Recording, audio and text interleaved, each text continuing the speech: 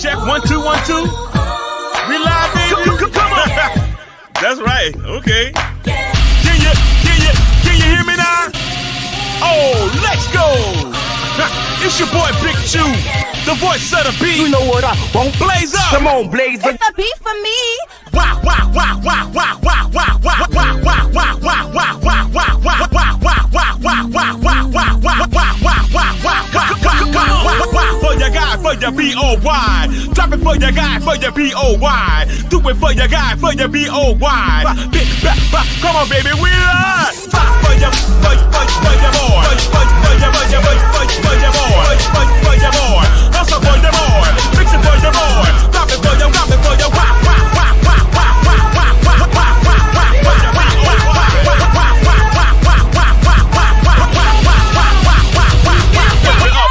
Lift it up. Then it bust it open, lift it up. Yeah. Come on, lift it up. Then it bust it open for your B-O-Y. Bend it for your rockin' for your lift it up, baby. Mix it with your bust or not. Come on, blaze. So you know. Drop me a nasty beat.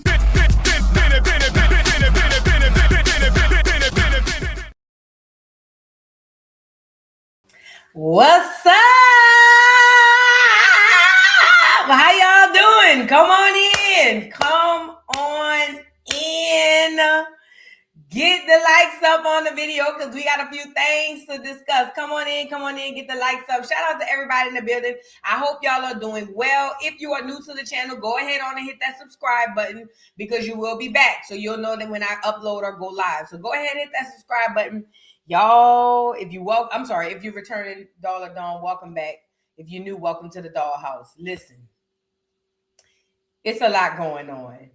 Did y'all recall Blueface having that fight with Adin Ross and all of that? Well, apparently there's beef between Blueface's team and Whack 100 and Adin Ross, who are the orange juice people, because apparently they don't want to pay Blueface. They said that Blueface, he breached contract by mentioning what he could have made or possibly made on the fight. It's a lot going on. Whack 100 jumped in. Whack 100 is now accusing Adin Ross of SA towards him. Whack 100 came out and said that Adin Ross was SHing, so sexually assaulting, harassing. You see what I'm saying? And then he says SA as well. So that happened. It's a lot going on. And when I tell you Blueface's karma don't play, it ain't playing. We gonna get in there. Black Beauty Gaming said, what happened to bald head boo? She under here. I just put the wig on. I slicked my hair down and put the wig on. She under here. I'm gonna take the wig off when I get off alive. Yep, when I go out in the streets, I'ma take the wig off when I go outside. I just got the wig on for here because my hair look funny on here. It look funny on here like this. It look funny. I don't know. I should have showed y'all. I might come back without it. I don't know. Anyways, so we're going to get into Blueface and all of that. It is a lot going on. Then we got to also talk about Kandi Burris. So apparently there were rumors that Kandi paid Todd $2 million and some other things in the lawsuit. And then Kandi came back and was like, that's not true. But again, Kandi has been running the press on this whole thing from the beginning. So maybe I'm getting Kandi just wants to be in front of what's going on. And then we got Kandi promoting her, or at least helping her promote her businesses and stuff like that. So I don't know. We're going to get into it. I think this is Kandi doing damage control. But Kandi, there's only so much you can do. So we'll get into that. Then we have Nicki Minaj and Tasha K. So apparently Nicki Minaj done made it rain on Tasha K down on TikTok Live. Now, you know, they are very cool-ish, I guess. You know, what's the girl Tasha is looking for $3.5 million, and Nicki Minaj gave her some money. So I think that's dope. We gonna get into that. Shyne doubles down on what he said about what's that girl named Brandy. He doubled down on what he said. He said Brandy is a pathological liar. She's starting to make me think she's starting to give me rockhead tease. Don't get me started. We'll get into it. Y'all come on in, get the likes up on the video. But before we get into all that, I have a few honorable mentions. Why did it just get hot? You know why though? I know why I got hot. My baby told me that. I be having the heater on in here, but that's because in the wintertime when it be cold outside, I be having a little drift in my house. I don't know. You know what I'm saying? Now I'm hot. But before we get into that, let me start off with this. Oh, did y'all see this? And y'all, I got to fly out in another 2 weeks. I hope TSA get this together. Did y'all see? This is Atlanta Airport. And I don't feel like driving to New Orleans. But this is Atlanta Airport. This is, they say, what it looks like trying to get to a flight right now. They done fired all kinds of people down at the TSA. Elon Musk said that he want to help pay the people so they can come back to work because people not coming back to work. Child, let's get into it. Camera this morning with me. Roger, give them this perspective. It's unbelievable. Thousands and thousands of travelers just trying to get through the main TSA checkpoint. They have wrapped this line through the baggage claim area over here by Delta. And I got us behind the camera this morning with me.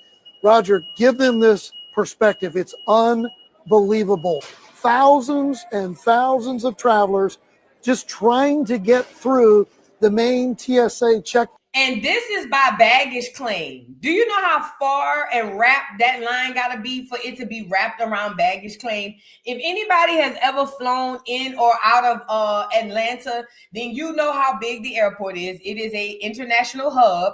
So Delta has its own side. And if Delta side, I would just hate to see the regular side. But if Delta side has the lines wrapped around TSA like that, oh, it's going to be problems. It's going to be problems. And I think the problem is, though, they're not paying the TSA workers. The government had a shutdown or something. I don't know. They wasn't paying the TSA workers, and then people say, well, we're not coming to work. And when the TSA workers don't come to work, then you know how it go. You know what I'm saying? So, Lord, y'all, if y'all got to travel, be safe out here. If y'all got to travel, be safe and go early. And I'm supposed to be going to New Orleans in 2 weeks, girl. Allegedly at this point. Because if it look like that, I don't know. I ain't even going to hold you. Let me go here, though. Let me say this. This is why I can't stand when people want to always come to the internet or go to people with their problems because they don't be wanting you to help them. They just be wanting the echo chamber or somebody to talk to. Most people like Akbar really grinds my gears. That's why I remember the first time she came out and said things against her husband. And then she came back and said, we back together. Now it's back and forth again to where she's now saying that they breaking up again. This is why people like Akbar, I ignored the hell out of them. I don't want to talk to you. I don't care what you got going on, girl. Whatever between you and that nigga, when he knock your head between the washing machine and dryer, don't call nobody or well. And I know a lot of people going to say, well, Voodoo, that's wrong. You should help. No, I shouldn't. Because people like Akbar do this for attention and for clout. So here it is. Akbar be back and forth with, I don't want this nigga. I'm about to leave this nigga. Oh, my husband, I love him. I love him. He my husband till death do us part. And then now she's back again saying that she don't want to be with him no more. It says, after previously apologizing for blasting their marital woes and saying she was working things out with her husband, Akbar V now says she wants a divorce again while putting their business on blast. And again, Akbar V and people like her are scary to me because number one, they're the people that wait for Mad Day to tell all your business, you know, like Rolly and all of them people. But ultimately, I will tell you this, you got to be mindful of people like this. Like I said, they really do this for clout and for attention. But I want to get into what she said. She said, Sarima, you calling my phone saying you don't mess with me, but you saying you're going to call CPS again. Okay, now they about to visit your home. Then she added some people. She says, oh, I thought this cap ass man said he didn't call the CPS to my house whole time. She do. And she said she will call them again. If anybody have anything on this girl, Sarima White, send it to me, please. I'm about to fix this clown with the accusations. It's just to show you that what Theo man he is. What? To my address to his side B. I don't know. Let's get into the video. I'm over it. Motherfucking phone, bitch. For a nigga that you said you don't fuck with. For a nigga you said you don't fuck with, why are you calling my phone? Why you are harassing me? Sarima, why are you calling me? Why are you calling me, Sarima? Why are you calling me? Why are you calling me, Sarima? You are sleeping with my husband. Why are you calling me? You are sleeping with my husband. Why are you calling me? You are sleeping with my. Why are you calling me? This is harassment. This is obsessed. You is a bum, bitch. You is a bum. Obsessed with who? Obsessed with who? You are a bum, bitch. You don't got nothing. Why would I be obsessed with a bitch that don't got nothing that stay in the project? Why? You're fucking on a nigga that don't even do nothing for you. What are we talking about? Babe, I want a divorce from him. I hate that he lying to y'all. He bring your name up, not me. He brings your name up, not me. I want a divorce. I want a divorce. See, could you get me a divorce, babe? I have no issue with you. I want a divorce. Just say that you posted, right? Bitch, I didn't post nothing. He did. No, you did. Bitch, go look at his page. He did. I don't have no reason to post you. Girl, I don't give a fuck about you, ho. You can die slow. Die slow, bitch. You're sleeping with my husband. I have the proof. What are we talking about? I don't give a fuck. I want to know why you're calling me restricted. I want to know why you're calling me restricted. You called defects to my house the first time. Let that shit happen again. You could. Are you gonna call him again? Are you gonna call him again? Oh, you forgot you got kids too, right? Okay, let's play, baby. I'm done talking. So apparently, Serena White, whoever she is, according to Akbar, is sleeping with her husband. So Akbar decided to go live and show us that she's telling that lady straight up, ma'am, why are you calling me? You're the one sleeping with my husband. And the lady said, and I'm going to keep sleeping with him. Just take me off of your live. That's what I got from it. You know what I'm saying? But ultimately, these are girls I ignore. I want nothing to do with Akbar V's relationship. Nothing that she has going on. Because Akbar V, she lives and eats and breathes off of this type of stuff right here. You see what I'm saying? So you got to be very mindful with the girls like the Akbar V's and all of that. But anyway, she just wanted y'all to know that the divorce is back on. She is still getting she said she wasn't going to get the divorce, but she changed her mind. It's back on because she called the lady who was sleeping with her husband.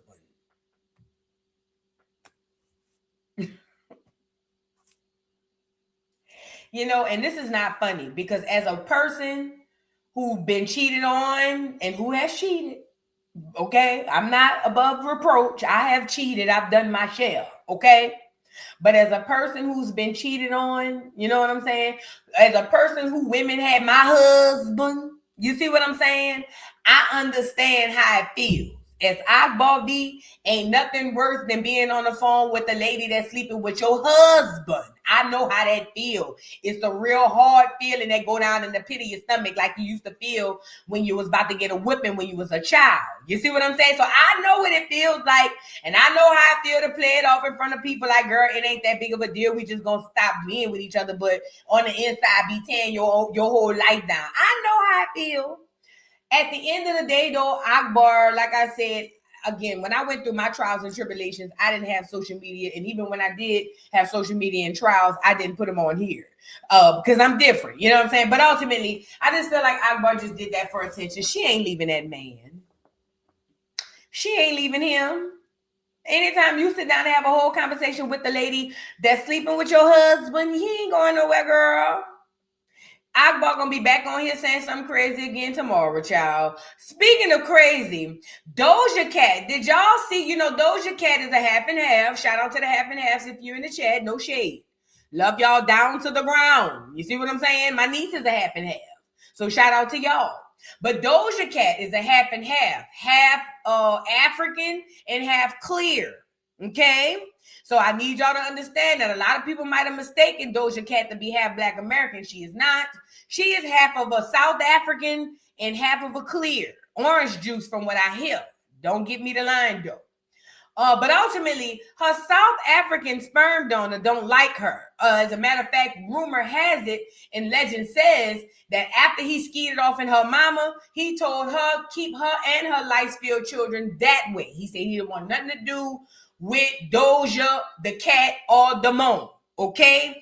That's what the South African daddy said. Allegedly. Well, Doja Cat has been very open about her South African father being a deadbeat, and she's spoken a lot about that in the recent past. But then recently, she shared that she has a show down in South Africa, right down the street from my daddy's house. And she called her daddy, and she said, "Daddy, I love you down to the ground. Is you gonna come to my show?" And the daddy said, "Hell no, ho," something like that. I don't know. Either way, it made Doja Cat not feel, or she felt some type of way about it. So she ended up getting her revenge in a very special way. You know, Doja Cat is half clear. So revenge for her is very clear-ish. So let's get into what Doja Cat did to get revenge on her paw. Y'all get the likes up on the video. Deadbeats come in all races, shapes, colors, and sizes. On a lighter note, I was messaging my father because he's here in Africa, and he said that he couldn't make it to my show because I don't message him enough, and I didn't call him on WhatsApp. So I sent him gay porn, and they said, if you go to this link, you can get a ticket. It's super duper easy. And he said, "Oh, yes, I will send this to my management. My management will handle all of this at the moment. I'm just very busy doing costume and rehearsal. So at the moment, I cannot do this myself." So fair, right? And so then he's at work, right? And he's working. And so he just keeps on messaging me. And he says, "I'm just very busy right now. And I can't get to the phone. I can't do this at the moment." And then keeps messaging that to me. And then I sent him the website again. He said, "What is the website?" Because we were messaging each other, but he didn't see the link the first time. And so I sent it again. And he said, "Darling, what is this? What I'm seeing is a gay porn." It's like a porno on my screen, and I don't know if it's a scam, because I feel like I'm scamming here. So please, sweetheart, I don't know what to do with this. I can't get the ticket.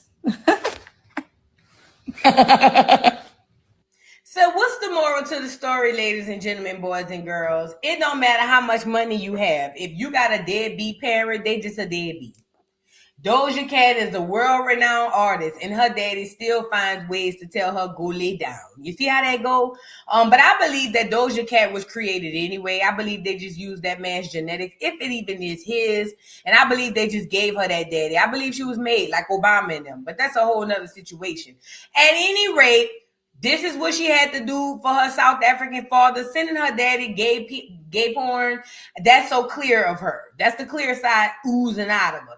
But speaking of clear, not even clear, speaking of crazy, you know, Tokyo Toni was getting a lot of backlash for all of the horrible, heinous things she was saying about her own child. You know, the one she birthed. And you know what's crazy? Tokyo Toni only have one child, and it is Angela. And for some odd reason, Tokyo Toni hates her daughter. Now, I told y'all, Tokyo hates Angela because Angela reminds Tokyo of all of her failures. Everything Tokyo couldn't do, Angela did. Everything Tokyo did, Angela did better. So Tokyo hates her daughter because she's a mere reflection of all of her failures, all the things she couldn't do. And she's been coming on the internet saying horrible things about Blac Chyna, saying how she hates her, she's a devil worshiper, she wish she aborted her, all kinds of crazy stuff. You know what I'm saying? And then she got backlash. Well, she didn't care about the backlash. She came back, and this is what she had to say to the people giving her backlash. And y'all hoes are talking shit because I said that. Shit, no abortion, bitch, be in my motherfucking comments. So at least I kept mine. Pop that beat for your man, pop that beat for your man, pop that beat for your man, pop that beat. Bitch should be in the comment is a bitch that have no kids. Like that. Yeah. Or kids with a husband. and then you might can talk a little shit. Whoa, this motherfucker's crazy.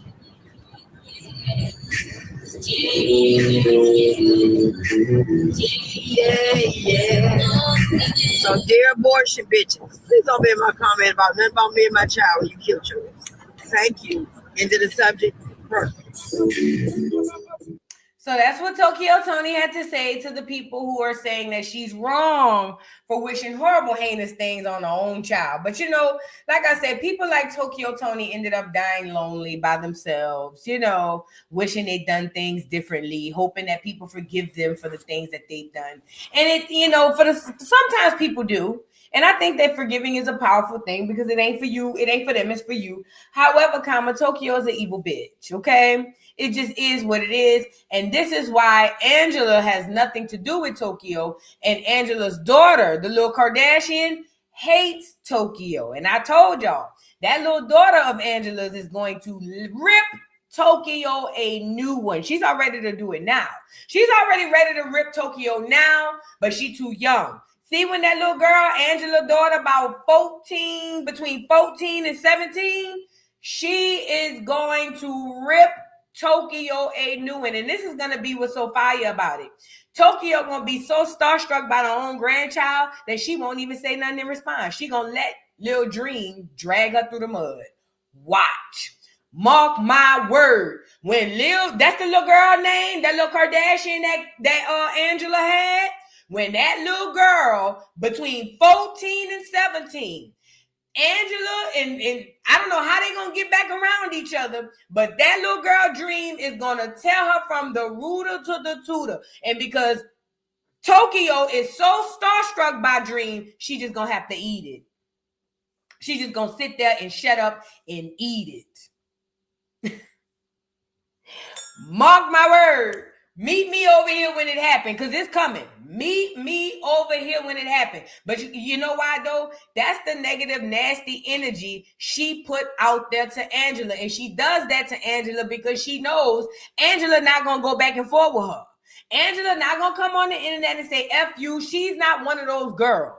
Angela going to let her mama get on this internet and say whatever she wants. That's probably been the story of her whole life.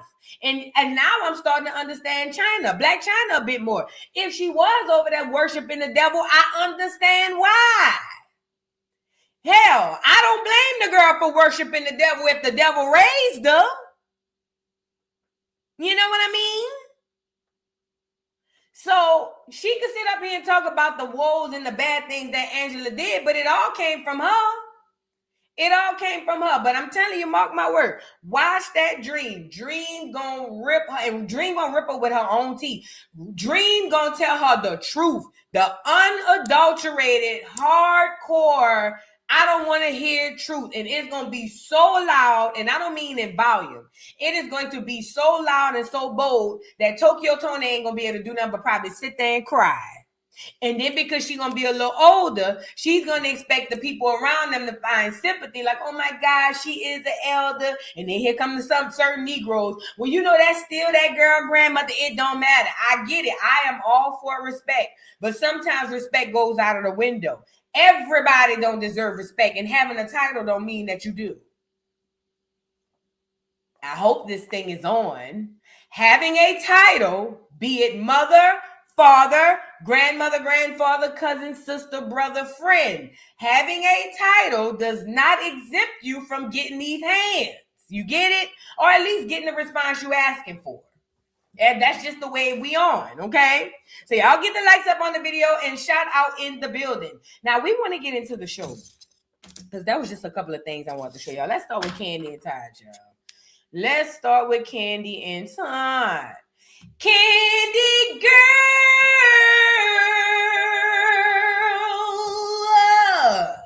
So Kandi and Todd, they said their divorce was finalized. Remember, Kandi wanted the divorce sealed. She said she didn't want none of you broads in her business. But what Baritone Burris failed to remember was that, girl, the way the internet work is, we gonna see. And we're gonna see it.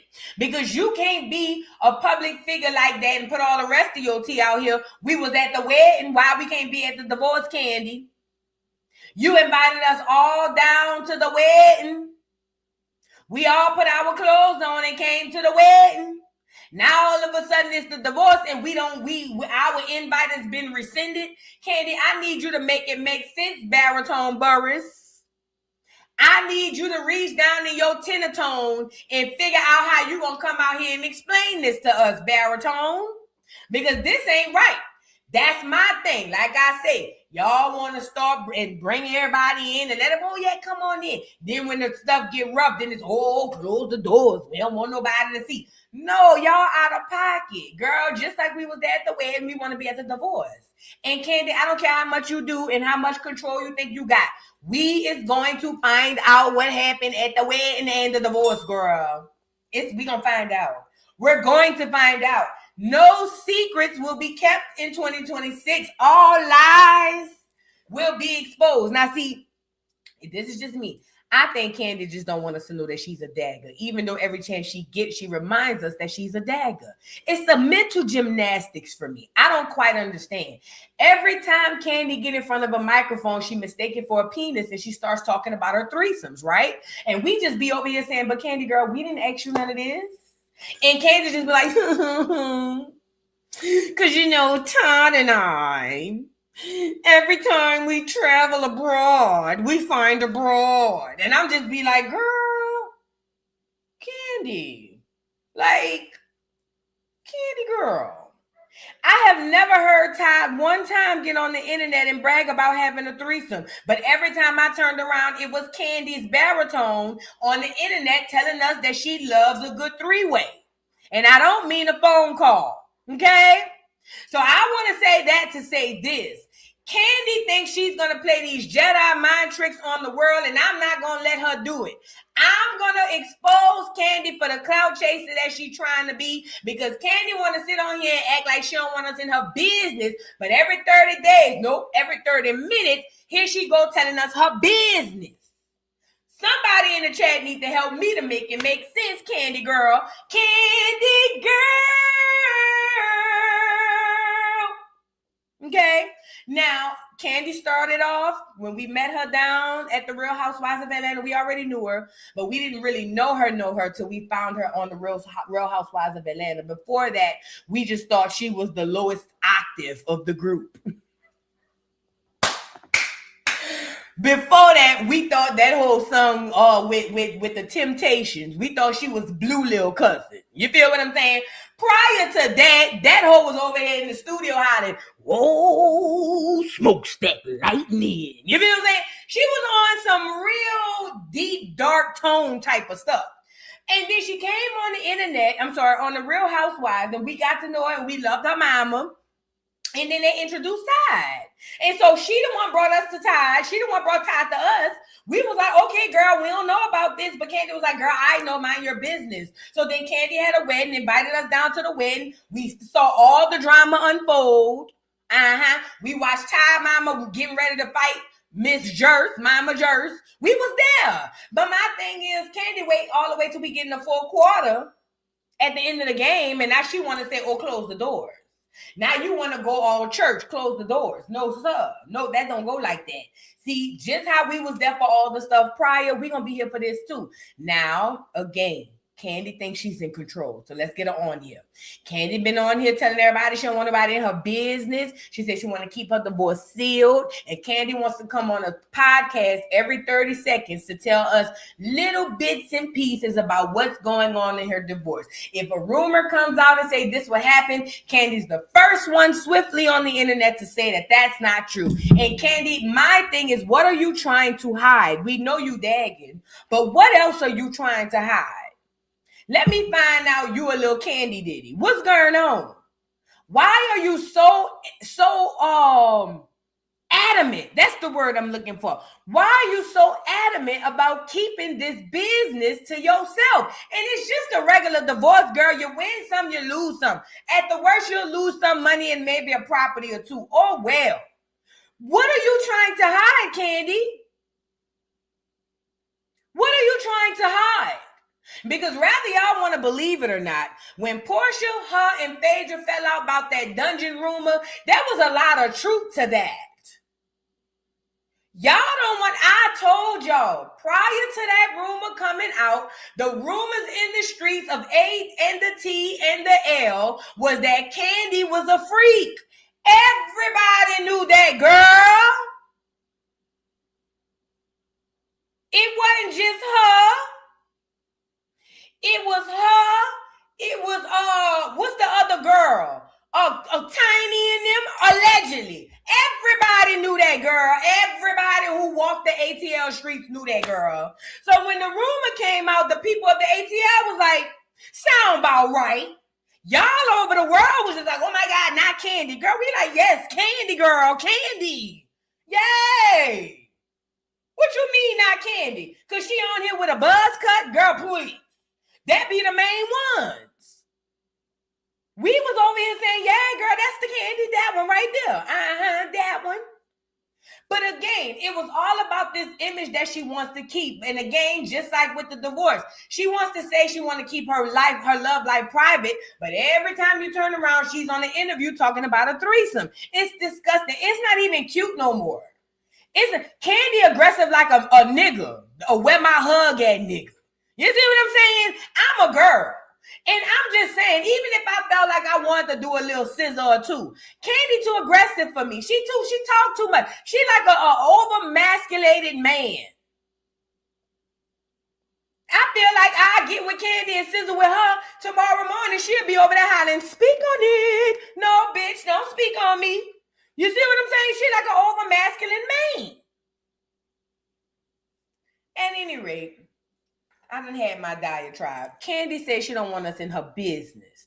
We're going to get into this video about that. But the rumors came out that Kandi had to pay $2 million to Todd and give him some property or something like that. We're going to get into it, y'all. Like the video, y'all. We ain't got enough likes for the people in here. So y'all please like the video while we come on in and listen to Kandi and her lies, gritting her teeth. Wanted to seal our divorce, meaning like seal our paperwork, so every time something was filed, it wouldn't be public. Right. Okay, yeah. They, on the other side, chose not to. So for me, it's like every time something is filed, then the bloggers get it, the people are talking about it, and they're able to, say what they want about create their own story from whatever is filed. You get what I'm saying? Oh. So for me, it's like, sometimes, I want to talk about it. I didn't say as much as I really have wanted to say. Right. Because overall, it's like, sometimes when some of that stuff is filed and, people are running with it, it's annoying. You want to be like, nah, but see, right. Of course, you know what I'm saying? Because it's already public. You know what I mean? But and then in the very beginning, when I first filed, I thought that people would say something about it, like the day that it was filed, but I thought it was gonna kind of fade, go away. But then it was like, oh man, way bigger than I'm sure either one of us expected it to be. We literally would have a court session, and bloggers were logging on and were on our Zoom court. You got to be kidding me. I promise you. I promise you. Okay, so now they would file to be pressed in our Zoom court.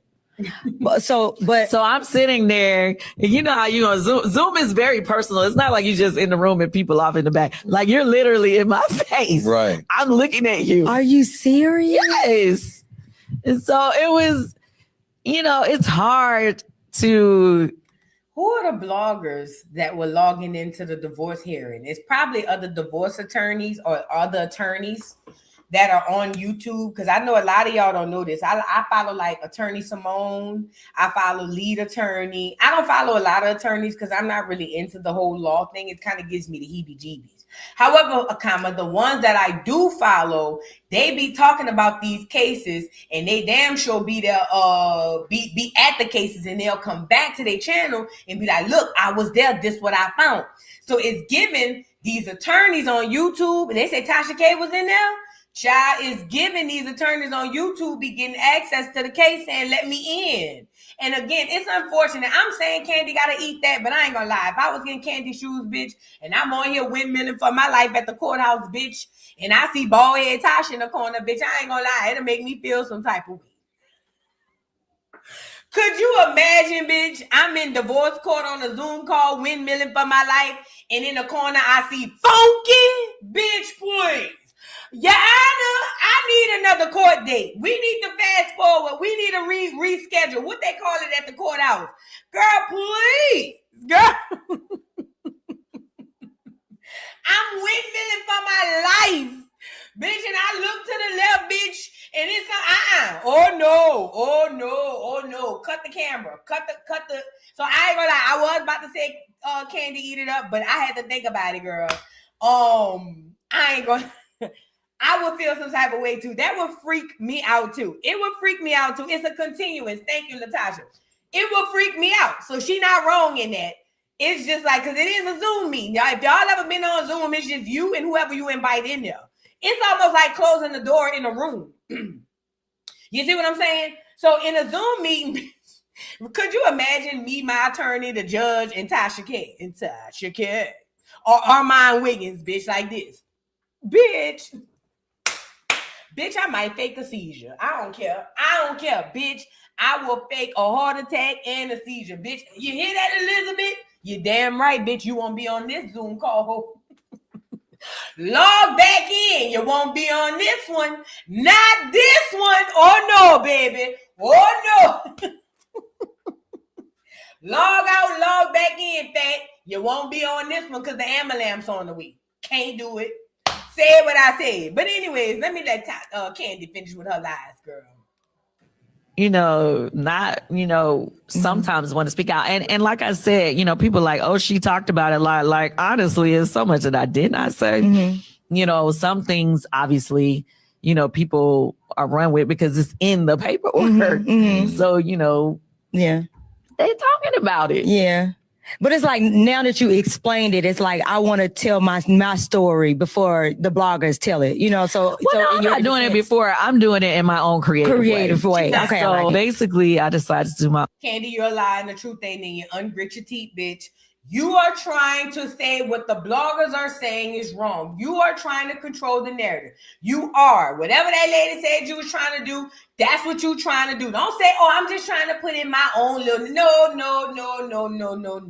Girl, the rumor wasn't out that you paid Todd $2 million 5 minutes, and you jumped right on it to say it wasn't true. Kandi, bye. On one woman show. I like it. In an intimate setting. It's going to be at City Winery. Okay. April 27th. Yes, ma'am. April. You definitely want to see it. Okay. Y'all know I just came off Broadway, so I know how to put a show together. You do? You really do? I know how to put a show together. It's going to give you all the things, the drama, the entertainment, the interaction with the crowd, and the music. It's giving you everything. I wanted to seal. So anyways, Kandi wanted to seal the records because she didn't want us to know what was going on in her divorce. Well, as we know, Todd was living next door, cosplaying as a father to Little Vending Machine and Ace, okay? He had done a really good job at that. Todd, every morning he was on his internet playing like he cared about them churn. You see what I'm saying? And then after that, the divorce went off without a hitch. Every time somebody said something about the divorce, Kandi come out and grit her teeth and said it wasn't true, or whatever the case may be. Well, this is one of the rumors that came from the end of the divorce, because remember the divorce, as far as, because they settled, it didn't go public. So that would mean that they can basically keep the details of this thing to themselves.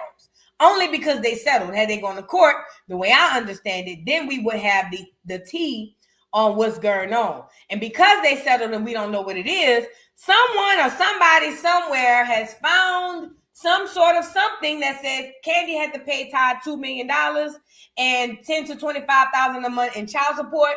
And Kandi rushed out here to say it wasn't true. But before we get into Kandi denying it, let's get into what the rumor says. It says, Kandi did not agree to pay ex-husband Todd a one-time $2 million payment and a $10,000 to $25,000 for monthly child support in divorce settlement.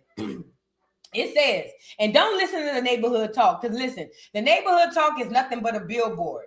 The Shade Room, the Neighborhood Talk on site. It's a billboard. Y'all ever heard of Times Square? I'm pretty sure a lot of y'all heard of Times Square. So on Times Square or anywhere in any of you guys' neighborhoods or where there's a highway, there's things called billboards. You can rent a space. And in that space, you can make it say whatever you want it to say as long as it falls under certain guidelines.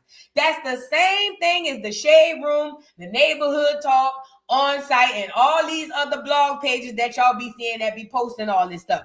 Just because they say it on here don't mean it's true. All these people do is just buy a slot and put whatever message they want out. So don't take what they're writing as facts, okay? So let's get into it. It says, neighbors, you can't believe everything you read. Information surrounding Kandi Burruss and Todd Tucker's divorce have surfaced online, but according to our source, it's false. According to the source. Who's the source? Where Kandi? She been online every day saying everything else. Where's her antennas? It says, if you recall, media outlets have been reporting that Kandi and Todd reached a divorce settlement with claims that she agreed to pay a one-time $2 million payment and that Todd will walk away with control of their restaurant ventures. Outlets also reported that Kandi would cover all major expenses for their children while allegedly paying $10,000 to $25,000 a month in child support to Todd due to him being the primary custodial parent amid her busy work schedule. Now, let me pause right here, Kandi. I don't know what's in the report, but that sounds very accurate because Kandi is not home enough to have these children. And I know y'all gonna get on here and say that she is, but voodoo, she's a woman. I hear you. I hear all of that. But them children need somebody home when they get home from school. Todd don't work nowhere else. Okay? They need somebody to play like they care and go pick them up after school. Kandi can't do that. Kandi is all over the world like Carmen Sandiego. So if we talking about what's best for the churn, that little paragraph makes all the sense in the world, and I would agree with it, that Todd got the primary custody. Not because he won, but because he has the more stable lifestyle for those children. They can't live in New York. Them children don't want to live in no concrete jungle. Look at Todd. He was raised in a concrete jungle. You want them children to end up like Todd? Hell no. And this is no shade to my people from New York, but I'm just using it as an example. You understand what I'm saying? So that girl didn't want to raise, that girl can't put them children up there in that concrete jungle. Them children need to be in the south where the sun come out and they got trees and grass. Kandi can't provide that. She got the money, but she can't provide it. Said what I said. Okay? Now we talking about what's best for the children, not what's best for you sluts. It's what's best for the children. Okay? So with that being said, I do believe Ty should have the custody of the children. He ain't working nowhere else. Okay? So anyways, back into it. It says, well, the Neighborhood Talk spoke directly to a source, Dine Wine. Girl, bye. Bitch, ain't nobody but Dine Wine. Who else gonna call? Girl, you know it's Dine Wine. Sitting up there with his line and looking crazy, talking about that is not true. Kandi didn't pay that man. That is not true. Neighborhood Talk. Y'all need to ain't nobody but Dine Wine. Ain't nobody but him. And Kandi one told him to say it. She probably right on the side of him saying, yeah, Dine Wine, tell him this. Yeah, Dine Wine, tell him that. You see what I'm saying? I'm talking about a source. Dine Wine, girl, allegedly.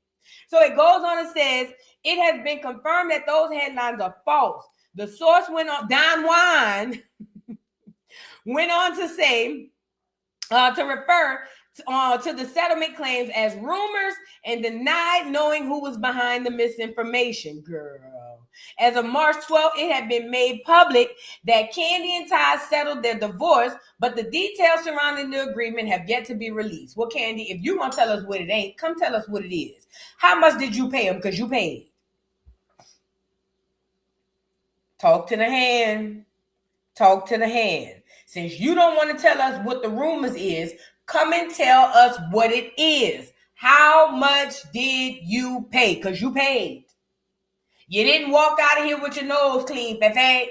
You paid. So what we want to know, we the people of the greater United States of all of the Americas, what we want to know is, How much did you pay? Don't come out here and say what you didn't pay, bitch. Don't send Don Juan out here to say what didn't happen. Come tell us what did happen. That's what we want to know. What happened, Kandi? What happened? Bet you she won't tell us that, though. Kandi, you get on my nerves. You know why, though? Not because of no particular reason, but because you just do that. Just because, I don't know, maybe because you Kandi. I don't know. You get on my nerves. You could have came and told us what it was from the beginning and we wouldn't be here. But again, without this divorce, Kandi would be an afterthought because nobody's worried about her. They're just not. Ever since she left the Real Housewives of Atlanta, they say the dungeon was down. They say she's been down. They say Kandi been down. Fatima and everybody else been down, allegedly. I don't know. You know what I'm saying? But let me just say this. As it pertains to this divorce stuff, girl, you have all of the world, all of the cat in the world to come out here to tell us what it ain't, but you refuse to come out here and grit your teeth and tell us what it is. That's why I don't rock with you, Kandi. That's why I don't rock with you. The main reason why is because you catfished us on that note on My Little Secret. But the second reason why is because you fake. Fake, fake, fake. And we gonna find out. If you think we not gonna find out what happened, Kandi. Kandi, girl,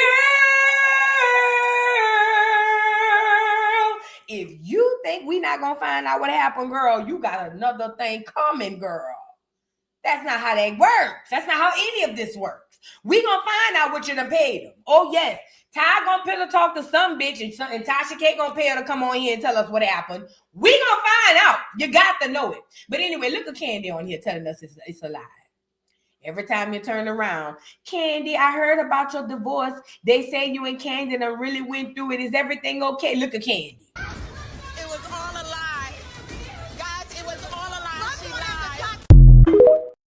Everything is a lie to Kandi Burruss. Everything is a lie to that baritone. Let's get into it. It says Todd Tucker shows love to Kandi Burruss ahead of her one woman show. I did, and I'm done. Now, mind you, Kandi is still on Broadway. I hope she ain't selling coochie, but I know she's selling tickets to shows and whatnot. Kandi is still on Broadway with her chin lifted to the air, hitting baritone notes. Meanwhile, them churns still gotta go to school. Okay? And what does Todd do? Play like he's the most supportive person inside the Mississippi because he needs those payments to be swift and on time. So Kandi posts her flyer for her show. She says, I did, and I'm done. And then Kandi was under the comment support. Look what he said. You ain't done. LOL. Just kidding. Go support Kandi at the City Winery ATL on April 27th. Whoop-de-whoop-de-whoop. Of course, Kandi wants y'all to go support. Of course, Todd wants y'all to go support. That goes to his child support. Girl, if I was divorcing Kandi, I would support her too. And I would want all of you guys to go out and support her. Yes, I would. As a matter of fact, I'd be Kandi's biggest cheerleader because the more money she makes, the more child support I make. You get it? Listen, I'm not about to spend all this time on this with Kandi. Kandi girl, you think you got it all squared away and we're not going to find out. If you didn't pay $2 million, it was probably more. Because the rumor is that Todd got $2 million. He's got the businesses, and they say you paying him all of that money in child support. Now, one thing you can't deny is you paying child support. You paying child support. And you're going to pay for whatever it was he played in all them rhythm spoon businesses he had on your ass. Yup, and let me tell you why I don't feel bad for you, Kandi. Because when that nigga was creating all these rhythm spoons, you was over there gritting your teeth saying, that's my husband. He can make a new business if he want. Good. Now you got to pay for all of the rhythm spoons, okay? So I don't know what the real tea is. You don't want to give us a number. Don't worry about it. We going to find out anyway. Keep gritting your teeth and lying on these here interviews. Because after this here, after this divorce, what are you going to use for advertisement? I'm just trying to see something. After this divorce, how are you going to advertise? And I know you probably don't need it because people who watch Broadway, they have their own little lane or whatever. But I'm just saying, like, you know, bad enough, Kandi lost a lot of advertisement when she came off of Real Housewives of Atlanta and lost a lot of money as well. and lost a lot of money as well. So moving from that, at least she was able to keep her name somewhat circulating in the algorithm by lying about the divorce. But now that that's about to be over, girl, unless you're about to tell us what happened, it looks like it's not going to look good for you. Let's move on. Now we need to talk about Shyne and Brandy, the vocal Bible. Listen, I am a fan of Brandy's work.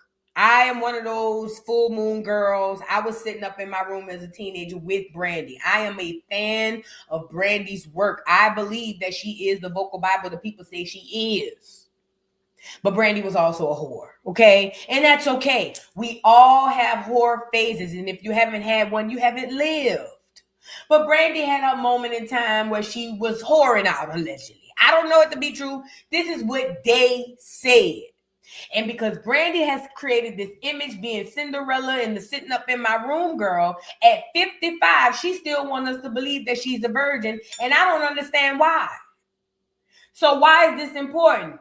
It came out on a podcast that Shyne and Mace was dealing with Brandy at the same time. Now, was they sleeping together? I don't know. Because none of those brothers came on there and said that. Mace didn't say he slept with her. Shyne didn't say he slept with her.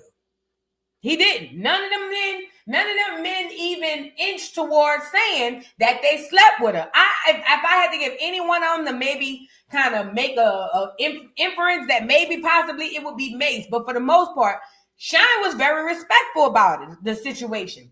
So Shyne basically said she was the girl of my dreams. I was so enamored by her. And Brandy had to come out like Kandi, trying to control the narrative. Oh, that's not true. Oh, that's not true. We had a platonic relation. No, you didn't, bitch. No, you didn't, Brandy. Stop. I don't believe you had a platonic relationship with nobody. You was a young, hot twat in the industry. Your mom wasn't worried about you. She was running behind Willie Ray Jr., which she should have been running behind you.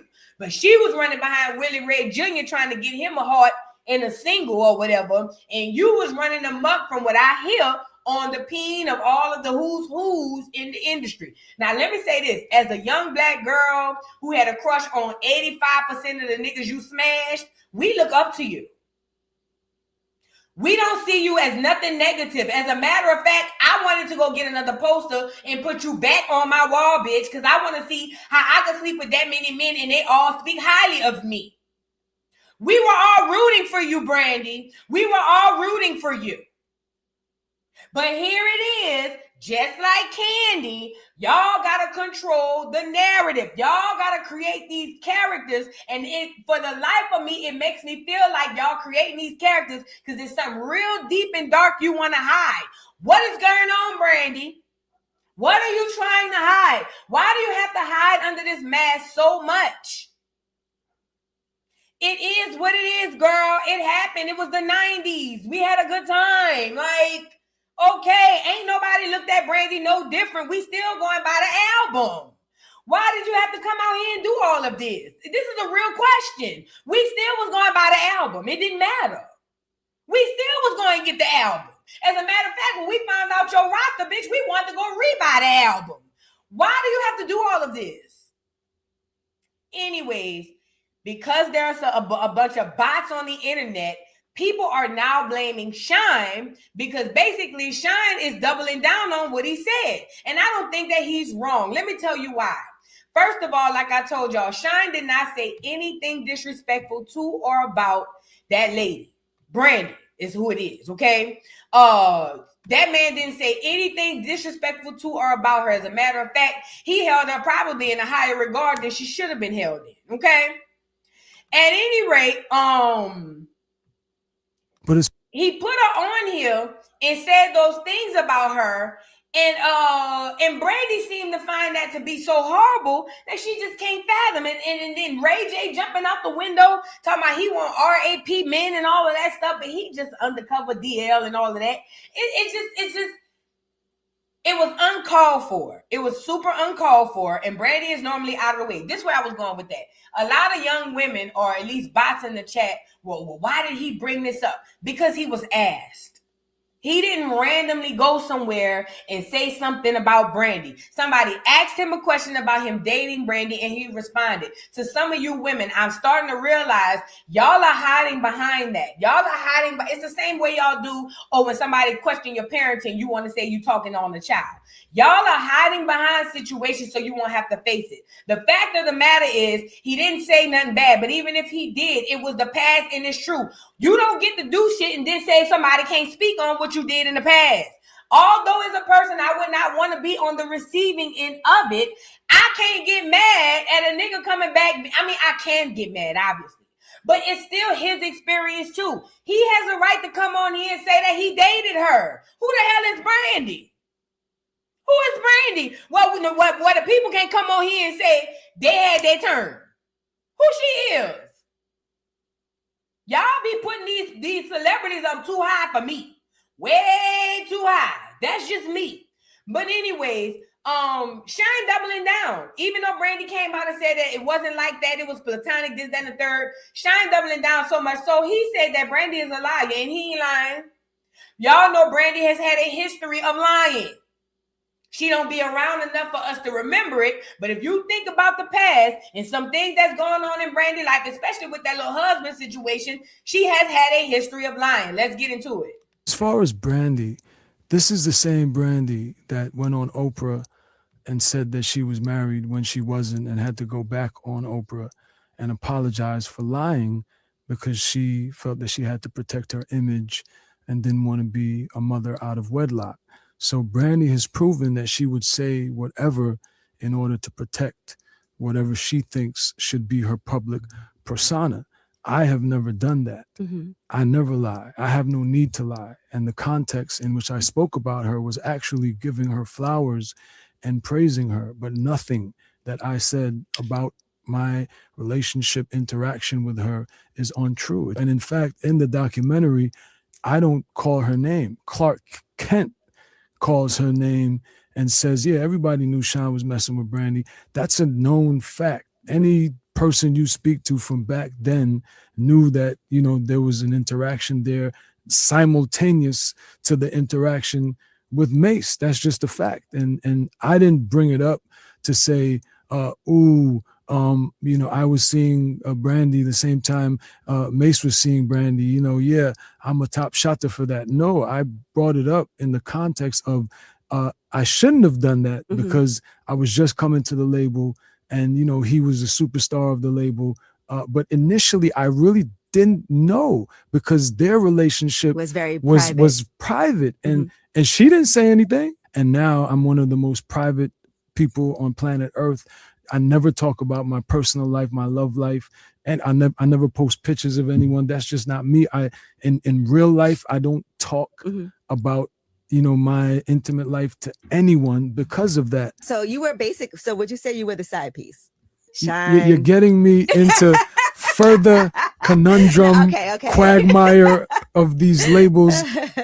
All I will say is everything that I have said is 1,000,000,000% true. There's no cap with me. There's no need for me to cap. It's all true. And the intent was not to be disrespectful and revealing it. It was me saying that you're my crush and you were a dream come true. How could that be tasteless? Exactly. And again, if anyone knows Mace, and even in the interview that I did with Mace, we didn't necessarily. Let me say this. He's right. He didn't say anything wrong. And people saying, why bring it up? Why bring it up? This is celebrity gossip. Since the beginning of celebrityism, we've always talked about who dated who. That's part of celebrity gossip. Y'all let the internet fool y'all into thinking regular everyday stuff ain't what it is. Celebrity gossip has always dictated who you dated, how much money you had, where you live, the circles you go across. That all falls under celebrity gossip. That's what we on here doing right now. Celebrity gossip. Like, it come with it. It go with it. It goes with it. You'll even see it on YouTube. I remember Tasha K exposed Lovely T was messing with one of the subscribers or something, allegedly. I was on Tasha K Live. I heard it with my own ears. Either way, the point is, it's part of it. Even though Lovely T isn't a celebrity, as a YouTuber or a public figure, who you date is part of it. It's gonna come up. That's how it goes. They acting like they asked the boy, did you sleep with her? Did y'all run a train on her? No. He basically said, I dated her. She was like the girl of my dreams. I messed it up because I was too eager to talk about it. It wasn't that big of a deal. Brandy didn't even have to respond. If Brandy never responded, we would have never been here. But Brandy responded, and then obviously Ray J responded. But before we get into that, let's get into another clip, because after Brandy responded, TMZ ran up on Shyne as well, and he's still doubling down on it. Let's get into it. Why did she release that statement? I don't know what is wrong with her. I spoke from a place of admiration, right, and a place of reminiscing on my experience with her, which I didn't care to highlight the negatives. It was only positive, and the conclusion of our experience helped me to make a classic album. But I will say that I never lied to Oprah. She lied to Oprah about being married and had to go on Oprah and apologize because she said she did that to protect her image. So do you think she just doesn't want to be associated with you? I don't know. I can't get in her mind. I'm just saying that she has lied to the public before to protect her image, and maybe the fact that she was seeing both Mace and I at the same time, she feels it's not good for her So image. we got to just put it out there. You don't think you took it the wrong way at all? Took what the wrong way? way? The relationship. No, she's lying. Everything that I said is 100% true. In fact, in my Hulu documentary, I never mentioned her name. This is where this started. The late, great Clark Kent mentioned her name, and he said it like everybody knows that. That's a matter of historical fact. And if you look at the interview, Mace has different opinions. Like, he's very hard line, he's very extreme. I'm a bit more compassionate, a bit, middle ground. So Mace and I weren't agreeing on everything. Right. So if you were just telling your side, he was telling his side. But we agreed on that. Yeah. So if I was capping Mace, he would have said, nah, Shyne, I don't remember it like that. Right. He and I remember it the same way. Clark Kent remembers it the same way. So, but you know what? Well, have you been in contact with her or no? Happy Women's Month. Thank you, Shyne. We appreciate you. And congrats on the shows. Brandy, why did she? Let me just say this as well, because a lot of y'all weren't there in the 90s when Shyne was popping. To be caught up with Shyne was not a bad thing at all. As a matter of fact, although Mace was more popular, Shyne would have been more of my kind of guy because he was out the way. He was quiet. He ain't say nothing to nobody. He just did his music. His music was fire. You see what I'm saying? So to be connected to Shyne back when Shyne was popping, baby, that wasn't bad. As a matter of fact, it probably was worse for her to be connected to Mace because they just look at Mace and assume she's just a groupie over there. But with Shyne, it was giving, like, if you dated him, it was giving y'all was in a relationship. Like, you know what I mean? Like, if you was connected to Shyne in any manner in that time, the thought behind it was something serious. But a Mace, it was just like, oh, you could have been ran through, because he was all over the place. Mace was like the biggest thing. Biggie had died. They needed another player on there, and they wanted Diddy to be the guy, but he needed a Robin to his Batman. So they had Mace over there dancing and all that stuff, and Mace was huge. But I'm just saying, as far as character, I would have rather been linked to Shyne any given day of the week. I would have rather the rumor be I slept with Shyne any day of the week before Mace, because he wasn't that type of guy. That's what I'm saying. And if you pay attention to even his response and you get off of being triggered about a man speaking on his own experiences, you'll see he's still even being respectful. He's still being respectful. Like he said, I didn't lie. I did not lie. He can't say what she did, or maybe he did once or twice, but listen, he can only say unequivocally for sure, I didn't lie. Okay, so what I said was the truth, and I'm not gonna apologize for my truth, for what happened in my experience. Women gotta stop doing that. If y'all don't want your coochie business all over the place, kind of keep it to yourself, Fat. Put your pocketbook up. See, that's how it goes. Now, I'm not saying it's right for a man to go around talking about the women he slept with. I think that's very lame of them. However, to the women, if y'all want to keep your coochie mouths to yourself, close your pocketbook, girl. That way you won't have to worry about everybody coming out saying, I had her too. You see what I'm saying? Keep your pocketbook to yourself. And at the end of the day, Brandy is a liar. Said what I said, and I believe whatever Shyne said. Let's move on. Y'all get the likes up on the video. For real, that's what I do. I keep my pocketbook to myself for now. I'm just saying, even when I go in work environments, I keep my pocketbook to myself because I don't want no nigga, no bitch to say I had her. You a lie. I've never slept with nobody I work with, ain't gonna do it. I've never dated nobody I work with or be around, ain't gonna do it. If I don't want you clocking my coochie mouth, you just won't get to see him. You get it? It'll just be guessing. It'll be guessing. I think she smashed you. You never know. You know what I'm saying? Tomato, bitch. Let's make a salad. Let's move on. Now we got to get into Nicki Minaj and Tasha. Okay, let's check on the GoFundMe. Hold on. Shout out to everybody in the building. Shout out to everybody in the building. If you have been living under a rock, Tasha K has a GoFundMe. She's trying to raise $3.5 million of them things. And she's asking for the winos to help her out. I think it's cool. Shout out to the winos. We're going to get into how much she's made so far, okay? So now we got $3.5 million that we're looking to raise. And so far, Tasha is at 11,000. Hold on, don't give me the line. $11,425. Now, recently, Tasha K did go live on TikTok. And on TikTok, she was getting gifts. I got to start going live on TikTok to make a presence over there. I just haven't gotten around to it. But anyways, she made a live and she went live on TikTok. And over there, a lot of people were donating and helping her out with the fund or whatever. Oh, man, I forgot. Wait, before we get into Tasha, put Tasha to the side.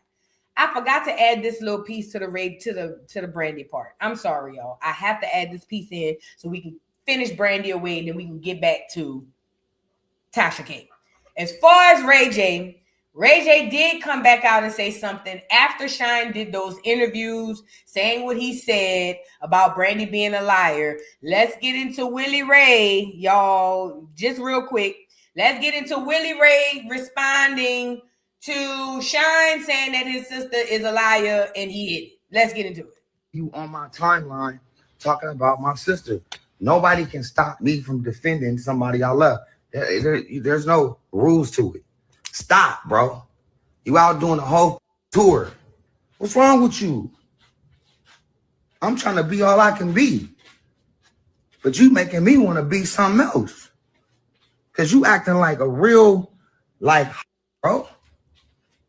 You talking about lie. Bro, do you know who you are? You know why you did time? Why'd you do time? Because you said, well, you took the fall, so you lied, right? You lied if you took the fall, and if you didn't do what you said you did, then you lied about that. So now you a governor? You ain't Obama. You look like Obama. I want to keep seeing you on my timeline talking about my sister. No, not Obama's, but like an Obama auntie. And I ain't even trying to joke, but bro, your whole story's a lie, bro. Did he do it? Did he do it? Did he? Did he? Bro, you keep... A lot of these celebrities are so lame. This is the only thing I keep thinking. These niggas are so lame. I'm realizing a lot of these celebrities we thought was fired lame as fuck. You know who else is lame like that? Tyrese. I'm just throwing it out there. You keep talking about my sister like it's okay, bro. You're gonna always get smoke from me. And I'm just doing it online because you doing it online. I love it online. That's really ready to just keep going back and forth with me, I won't stop. This ain't about fighting. It's just about standing up, just talking about my sister. Like, even if Brandy don't like what I'm saying, it don't work like that. I love you. I keep putting a disclaimer in there saying Brandy does not support this video. Not Obama. I'm sorry. I just had to give you guys the rest of the segment. That is what Willie Ray had to say. Go lay. Let's move on to Tasha K. That rhymed. That's what Willie Ray had to say. Go lay. Let's move on to Tasha K. Okay? That rhyme, I just be writing rhymes. I don't even be trying, girl. I could do hard poetry. I don't even be trying, girl. Anyways, let's get into Tasha K. So what was I saying? What I was saying to you guys, though, like I said, was Tasha K she is raising $3.5 million. And she has a GoFundMe up. And so far the GoFundMe is at $11,400 and some dollars and some change, or whatever the case. Now I told y'all Tasha K was on TikTok and she went live where she found I guess what you could do gifts over there. Like I said, and she went live over there and people were sending her money. A lot of the winos was over there sending money to help her reach her $3.5 million goal. And apparently while she was over there, Nicki Minaj ended up sending her some coin. Let's get into it. $1,000? For real? Nigga just gave me $1,000? Seriously, I don't know how these TikTok gifts get. I gotta sign up for my deposit. I don't think we get TikTok deposit shit. They said nigga just sent me $1,000. Damn, GoFundMe. I told you all I needed 3,400 people to give me $1,000 and I'm gonna be out of this. Thank you, Nikki. It was 3,000? No way. No way. No way. Nigga, they said nigga just gave me $3,000, child. Going to the GoFundMe. Yes, we transferring that to the GoFundMe. We plan on being out of this bankruptcy in 1 year, baby. What you mean TikTok take 60%? Why y'all be playing with me like this? TikTok takes 60%. TikTok takes 60% for real. What? Damn. They said 60%. Shit, nigga, you got to hit the GoFundMe, baby. Don't be doing that. Don't be giving no white folks my money. Shit. Damn, hit the GoFundMe. It's GoFundMe Tasha K. GoFundMe Tasha K. I know I got 15 minutes. Let me head over to Utah. Hold on for a second. They said your part is 21. They said your part is 2,100. Damn. Shit. These damn platforms. She just gave me $1,000. So she says, thank you to the Queen, Nicki Minaj, for the generous donation on TikTok today. God is good all the time. Then she says, now we're about to start some good old Every Friday on YouTube. Search Unwild Tasha K everywhere. So shout out to Tasha K. Nicki Minaj did come through and drop 3 racks. I feel like she should drop more. Because I feel like even though Nicki may not have told you to do this, she is a hard driving force behind a lot of the things that went on, Tasha. No shade. I would accept it, but I would have hoped I got more help from the Nickster. That's just me. I don't know. Like I said, Nicki didn't tell her to do that. So I can't sit on here and say that Nicki is responsible because Nicki did not tell Tasha to do none of the stuff that she did. However, $3,000 to Nicki Minaj, if we are to believe that she has the money she says she has, $3,000 to her is like $3. So, now I'm going to be real. Back in when all of this was popping off, I did think that Nicki was coaching Tasha behind that. Not coaching. Let me rephrase that. Back when it all was popping, I thought this was how I felt. I thought that Tasha K was a huge fan of Nicki. And the reason why she was going so hard on Cardi is because remember Cardi and Nicki were beefing. And I believe this is what I thought at the time. I don't know if this is the truth. I'm just telling you how it was, how I felt. I felt at the time that Tasha was going so hard at Cardi because of her allegiance and alliance with Nicki. Again, Nicki didn't tell Tasha to do this that I know of. However, that's why I believe that Nicki was a strong catalyst behind a lot of the things that Tasha did. Ultimately, whatever Tasha did is on Tasha. As a grown-ass woman, she makes the decisions, and it is her platform. So I'm not saying by no means of the stretch that it's anybody's responsibility except hers. What I am saying is, though, I do believe that her fixation, if that's the word, but her being so fanned out at the time, because that's what it seemed like. It seemed like she was very fanned out with Nicki, and that's how it happened. You know what else I think, since we on the phone, because I feel like I'm on the phone with my girlfriends. You know what else I was thinking too around that time, since we on here? Get me up here. Since we on here, you know what else I was thinking around that time? I was thinking that Lovely T was Team Cardi as well. So it was kind of given like Tasha K was Nicki's mouthpiece and Lovely T at a time. I'm just telling you what I was thinking. I'm not saying this would happen. I'm just telling you what I was thinking when it was happening. I was in the YouTube with y'all trying to figure it out, okay? But I was thinking that Nicki had the strings on Tasha, and I was thinking that Cardi had the strings on Lovely T. And let me tell you why I say that. Because I also remember Cardi B inviting Lovely T to certain parties and all of that. I was there. I was there when Cardi invited Lovely T to the party, whatever party it was, and Lovely T was all in the section and woo.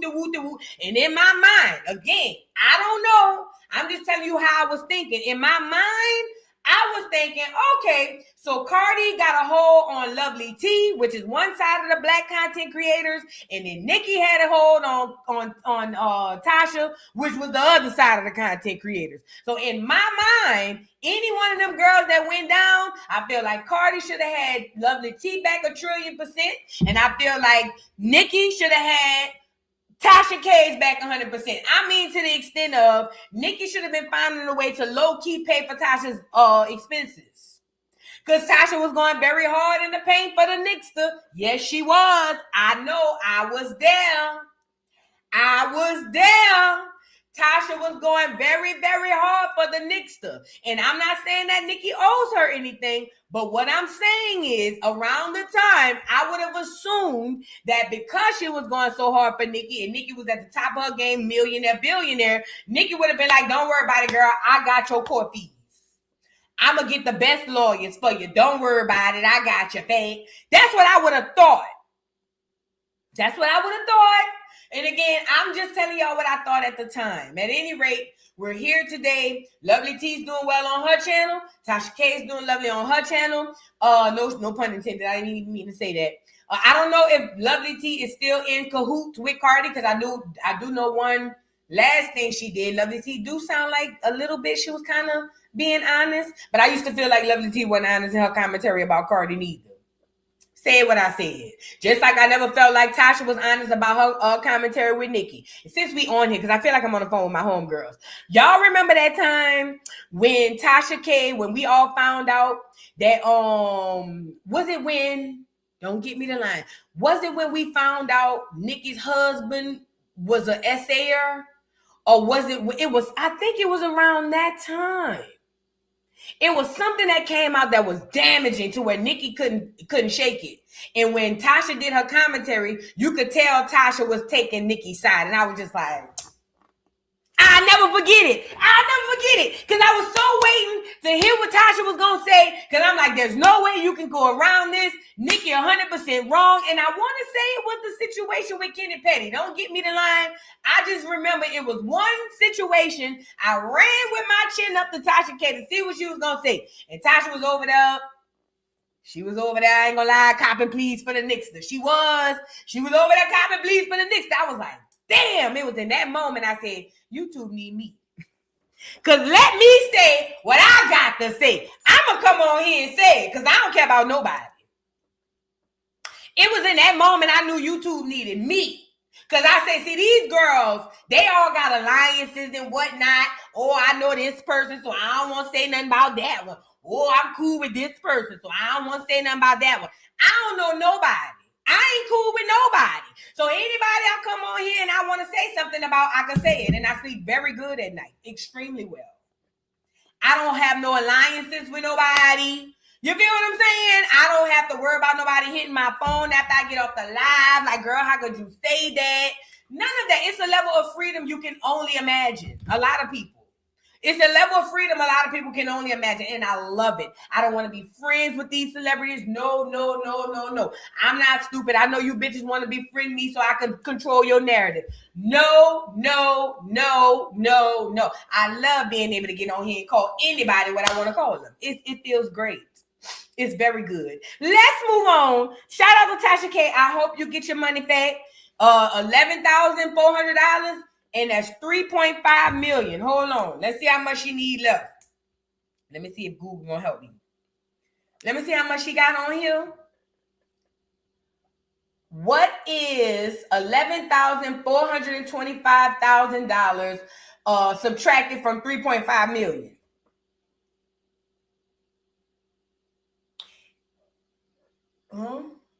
I think I asked it wrong. Because they said 7. Let me ask it again. What is 3.5 minus 11,425? Girl, I don't know. She'll be owing a lot of money. That's all I know. She's still gonna owe the money.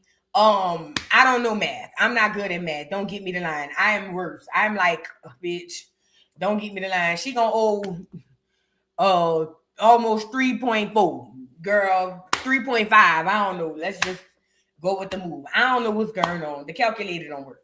Let's move on.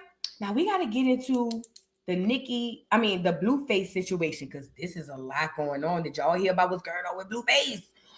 Oh, honey. Before we get into that, I want to show y'all a couple of more things. Hold on.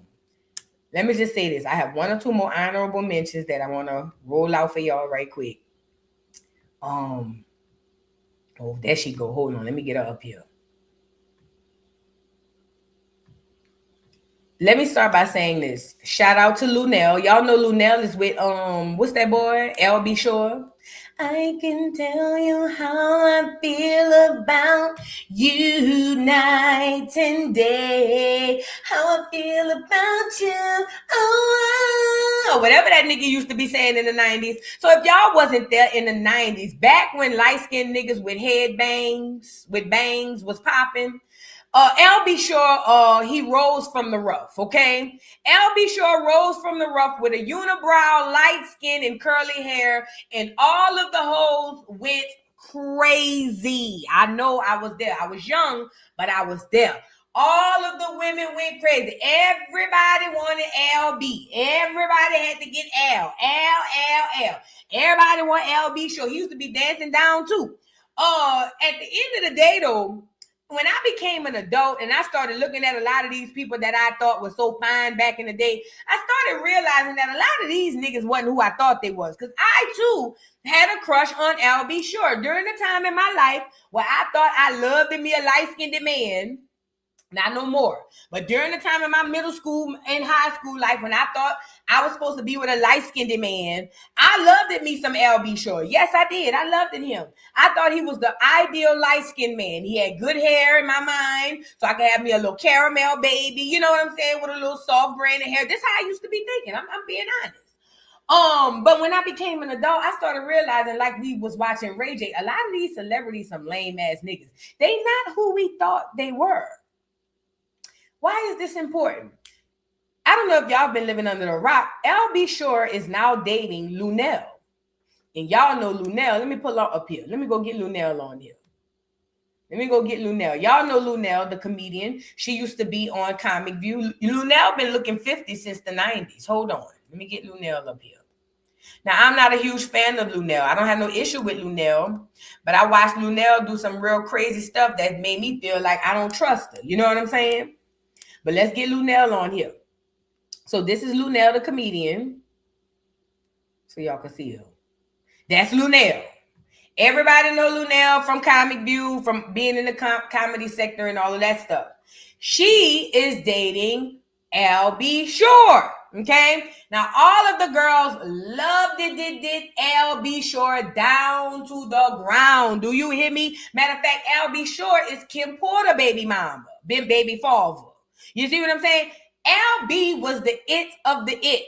Heavy on the was. I need y'all to understand that, okay? Now, fast forward. A lot of women are looking at Lunel and looking at the heartthrob that they knew LB was, heavy on the new past tense.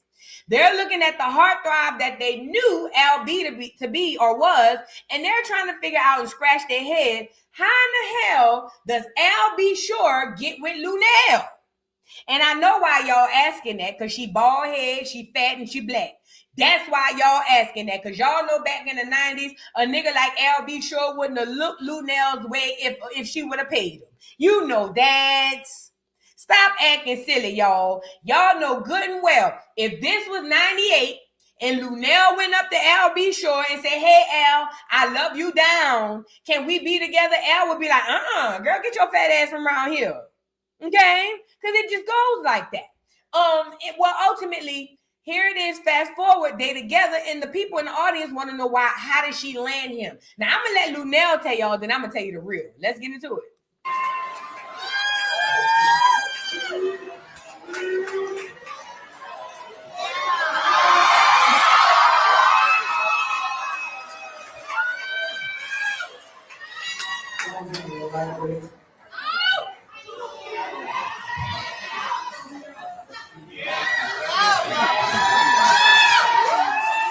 Church is about to be in session, y'all. Listen up.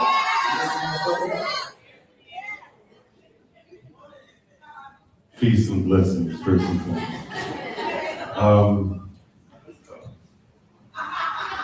I've been on this woman for 30 years.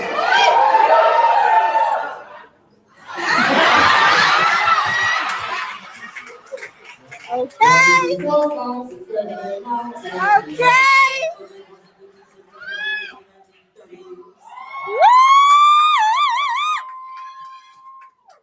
Literally, we've been together for over 15 years. We've been through traumatic health issues at the hand of rhymes with shitty, possibly.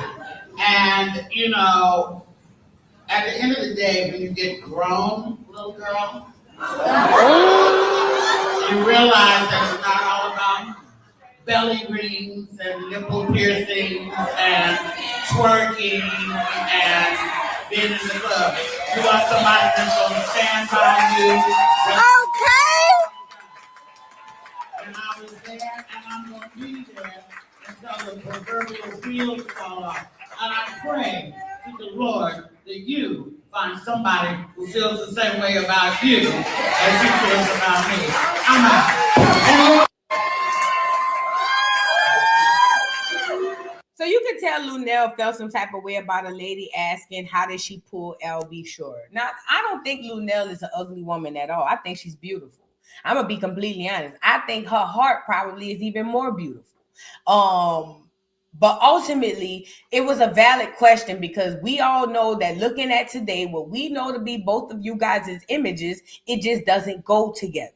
It doesn't. And I think that that's why she got upset and had an attitude talking about Lunel when she said what she said to whoever the lady was. Well, I hope you find somebody as well. And listen, what Lunel said is right. When you get to a certain age, it's not about twerking. It's not about being in the club and belly ring. She is absolutely right. That stuff really ain't even popping no more in the real life today at this age, at my age. But especially at their age, when you get up there, girl, you don't want all of that. You need security. Now, let's get into why LB Shore is really over there. LB Shore is old and sickly. He is not the L y'all knew in the 90s over there bouncing off the walls with the diddler in them. That is not that L, okay? What she is getting is the slowed down, old school, refurbished LB Shore. Yes, he still looks good. Yes, he still in your mind is the heartthrob you remember in the 90s. But that ain't the L Lunel got, okay? That nigga and her take medication together in the morning. Do you hear me? That's not the L Lunel got. Lunel got old LB Shore, who needs somebody to help fix his medication. I'm being real. Lunel got the LB Shore who thing don't work all the time. Watch out, man, because y'all not telling the truth. Y'all not telling the truth. She got the LB show with the diabetes. Girl, please. Come on now. Go lay down. Y'all not being real. Y'all not being real, and I'm not going to let y'all do it. She got the L with the gout. She don't have the L that we know, the one that's in your mind. I get it. I remember the hit. I can tell you how I feel. I remember I was there. I know. But that's not that L, okay? This L got to take his blood pressure medicine.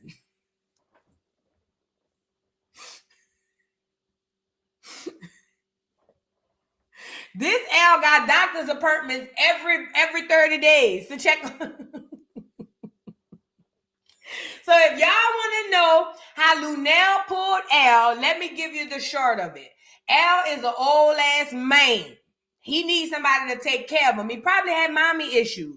And running across a Lunel is perfect. She's independent, she's caring, she's loving, she's nurturing, and she's gonna make sure he's taken care of, okay? So if y'all want to know how she pulled L, all you gotta do is turn into Lunel in your 50s and you can get you an L too. Okay?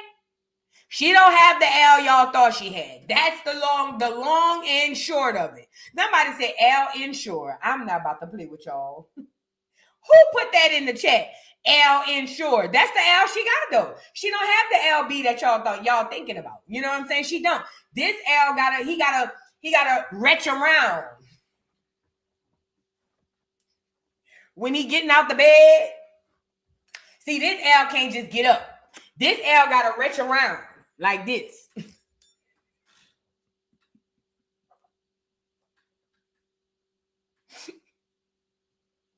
This L keep arthritis in one of his good legs. That's a different L. That's all I'm saying. So if y'all want an L, go, you can get you one. Just do like Lunel, okay? But shout out to Lunel. She seemed happy. I seen them online taking their medication one day together. And I said, there you go. I love that. Shout out to LB Show. He said, I'm not dying alone, bitch. And I don't blame him. I wouldn't either. And I'm not going to lie. If I was a man, I would go get Lunel too. And Lunel looked like she know how to cook. Girl, please. Lunel is a good woman. She's a good woman, Savannah. She's a good woman. I would go get her too. Lunel might be the wave, eh? Now let's move on. Let's move into this Zeus Network team. Get the likes up on the video if y'all haven't already. Y'all like the video, subscribe to the channel if you have not already, okay? And this is why we're here. Blueface is receiving karma. But before we get into that, I want to get here. Did y'all see Biggie signed to the Zeus Network label? Are you insane? Let's get into Big Dominican signing to the Zeus Network label.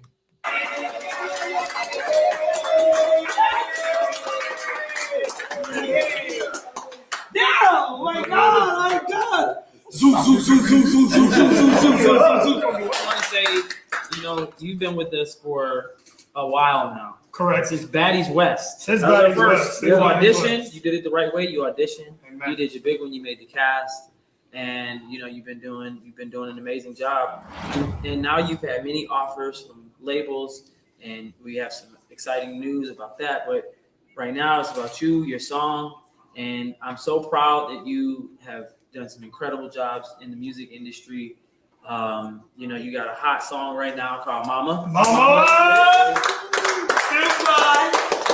Still fine. I'm just extremely proud of you. So, you ready to sign to Zeus Music? Zeus Music? Wait. So that means me first lady of Zeus Music? Hey, Zeus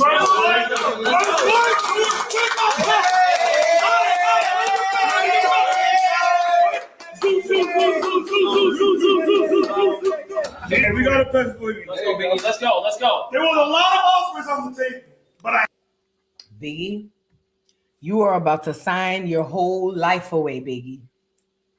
In 2026, anybody looking to sign to a label is an idiot because you don't need a label for nothing to sell music in 2026.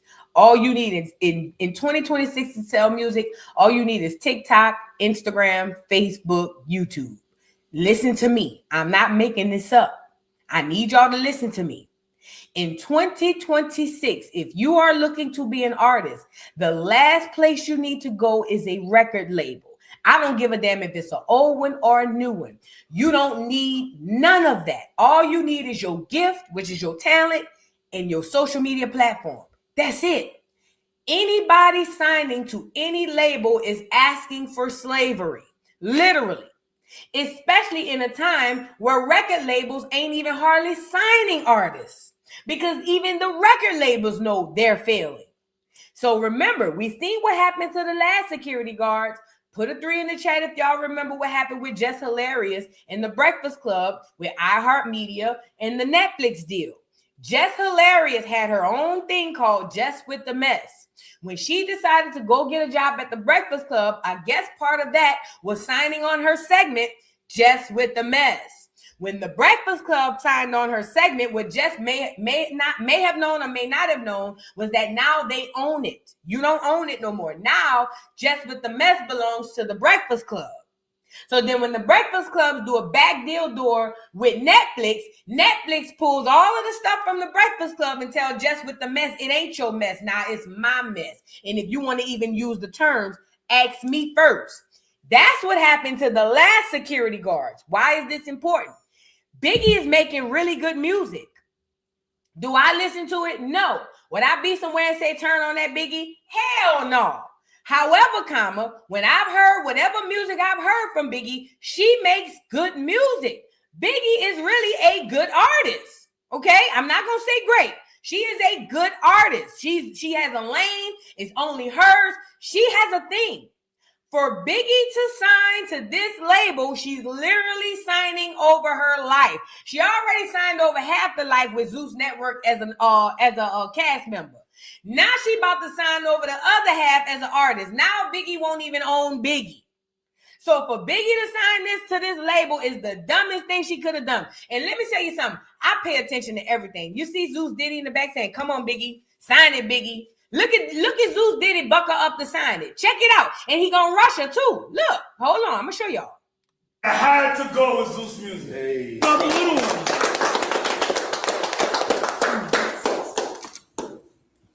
Look how you looking. Look.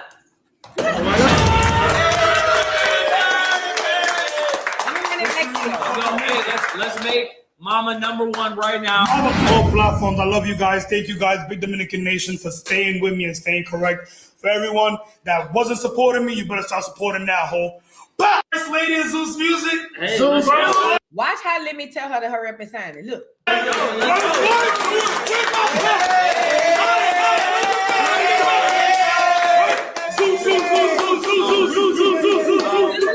Man, we got a pen for you. Let's go, Biggie. Let's go. There was a lot of offers on the table. You see how you pushed the contract closer to her? Yeah. Look how you grabbing the contract. Yeah. Here, get it closer to her. Yeah. Clap for her. Here, get the pen. Yeah. Here. Sign the paper. Here.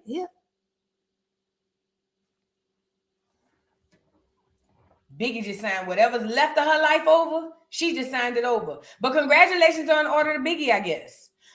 She signed with the Zeus Network record label. I didn't even know they had a record label, but then it makes sense because, Lemmy wants to be an artist. He'd want nothing more than that.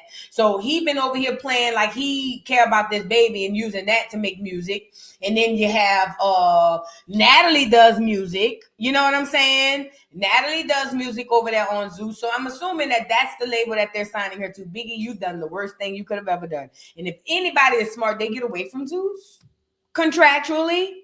At any rate, congratulations to Biggie. Now let's get into why we're here. Y'all get the likes up on the video, please. Get the likes up because we got to get into why we here.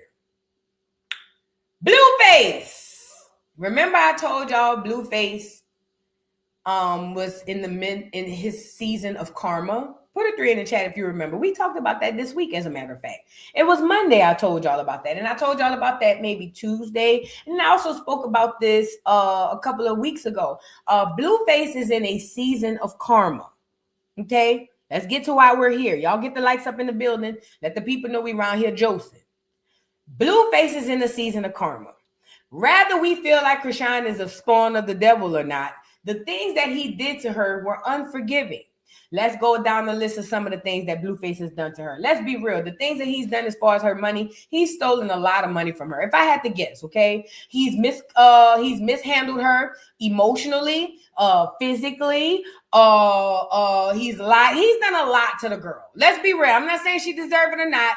I'm just saying, I'm just going strictly off of Blueface's actions, okay? With the fighting, setting her up for kills with her family. Blueface had her fight his own mama. Remember when Blueface had Krishan fight Carlissa? Rather you feel Carlissa deserved it or not, I'm just giving you a list of a lot of the things that Blueface did in the past that is warranting the karma that he is getting. This is not to absolve Rockhead of her issues. This is just for us to solely focus on Blue. Because we got to be able to be objective in this and be honest. Although y'all know I'm not the biggest fan of Rock, I'm not on her now. I'm solely on Blue. Okay? I'm just going down the list. Somebody said Jaden. She's another one. There's so many things Blueface has done wrong that he was actually rewarded for. Remember, he had Jaden fight the girl in the club. He pushed Jaden on the girl to fight or push the girl. All kinds of stuff. Him pushing liquor down that girl's throat. Rather, it was her choice to take it or not. Blueface pushing weed and liquor down Rockhead's throat whenever we thought he did. That was wrong. All of these things are what Blueface was doing to build his karma. Okay? Because rather you believe the person deserved these things or not, as a person himself, Blueface was wrong to do all of these things that he was doing. So now Blueface is in his season of karma. What does his season of karma look like? He can't get Rock back. He's failing on the internet. His stream is not streaming. Everything Blueface touched turns to crap. And the Rockheads, because they're slow, they're going to think that this is all Rockheads doing. This has nothing to do with Krishan. This is the universe paying back the energy that Blueface put out. Okay? That's what karma is all about. The energy you put out is the energy you get back. Okay? And at some point in time, that negative energy was going to circle back to Blueface. So we're here now where the energy has circled back. Okay? So, everything Blueface has been touching has been failing. They have been scraping and scratching by using Junior and Krishan to remain relevant in the algorithm, and even that has barely kept their heads above water. Blueface and his family are going down to the ground because they are in their season of karma. Now, why is this important? Blueface just did a fight with Adin Ross. A lot of y'all may know who Adin Ross is, but for those who don't, let me give you the backstory on Adin Ross. This is another way Blueface is in his season of karma. So Adin Ross is a clear orange juice guy who's on Twitch, I believe, Kick, Rumble, one of them streaming platforms. This is the streaming world we're talking about. Now, mind you, Adin Ross was coming out allegedly as just this random clear kid till we found out he was orange juice. Okay? And if y'all know what orange juice is, those are the people who really run all of the industry. Those are the people who are behind a lot of the stuff that's going wrong in Black America. Okay? These people have not been honest with us.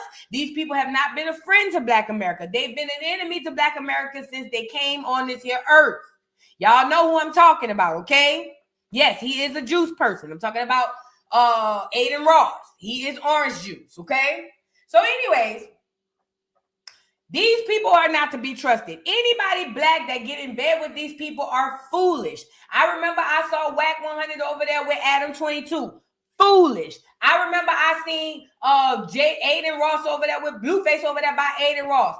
Foolish. I remember seeing Charleston White over there with Adin Ross over there with them clears. Foolish. Number one, these orange juice people work with a whole different deity that you ain't ready for. Number two, you have no business over there because those people do not have your best interests at heart. Those people are vampires. They're bloodsuckers. That's what they do. Okay? So when you do business with these people, you got to know you're going to get bit.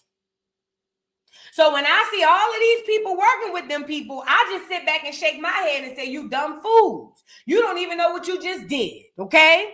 And trust and believe, right now, Charleston White is pro and Team Adin. Give it a minute. Adin Ross puts a lot of money in Charleston White's pocket. Watch when that money dry up, or for some odd reason, watch, it's gonna go left. It never goes right. Those people are snakes in the grass, okay? Now, let's get back to Blueface. Blueface's season of karma. Whack 100 does business with Adam 22, and he also does business with Adin Ross. Adin Ross wants to kick off this whole boxing thing, but he can't do it without a nigga, because nobody wants to see nobody fight except us. We bring the game to everything. Okay? So in order to get Adin Ross, in order for Adin Ross to get his boxing thing off the ground, he had to get a lot of people. And one of those people were Blueface, because rather we like Blue at the time or not, he is still popping and he is the algorithm. So he gets Blueface to fight that fat boy. Blueface ended up losing the fight. And then all of a sudden, Adin Ross jumps out the window and tells Blue the next day that he's not paying Blue. Now, I'm going to be honest. Take Blueface off the table. Let's say this ain't a Blueface situation or Adin Ross situation. Let's just say this is some clear man and some Negro. Or let's just say it's two clear people. I don't even care about the race. I'm going to be completely honest. I saw this coming. I knew that this was coming.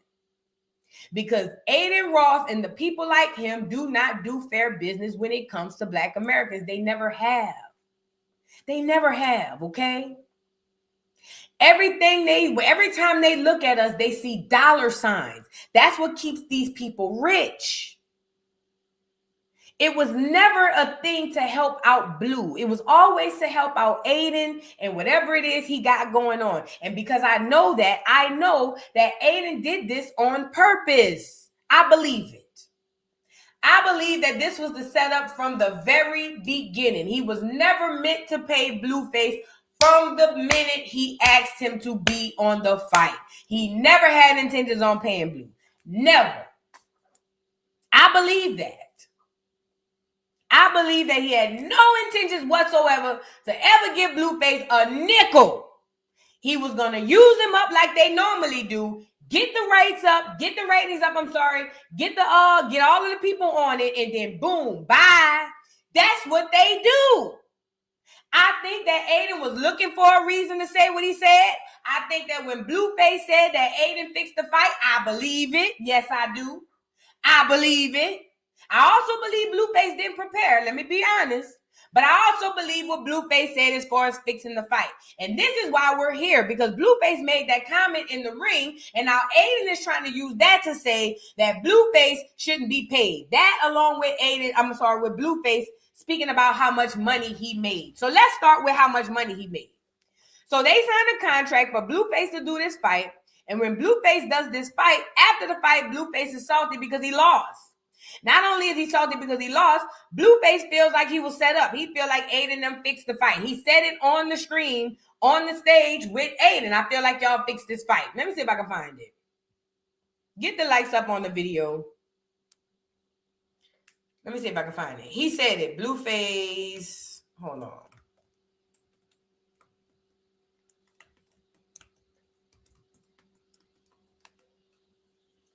Hold on. I want to show y'all the video if I could find it, where he basically told Adin on stage, he was like, I feel like you fixed the fight. If I can find it. Oh, here you go. Let me see.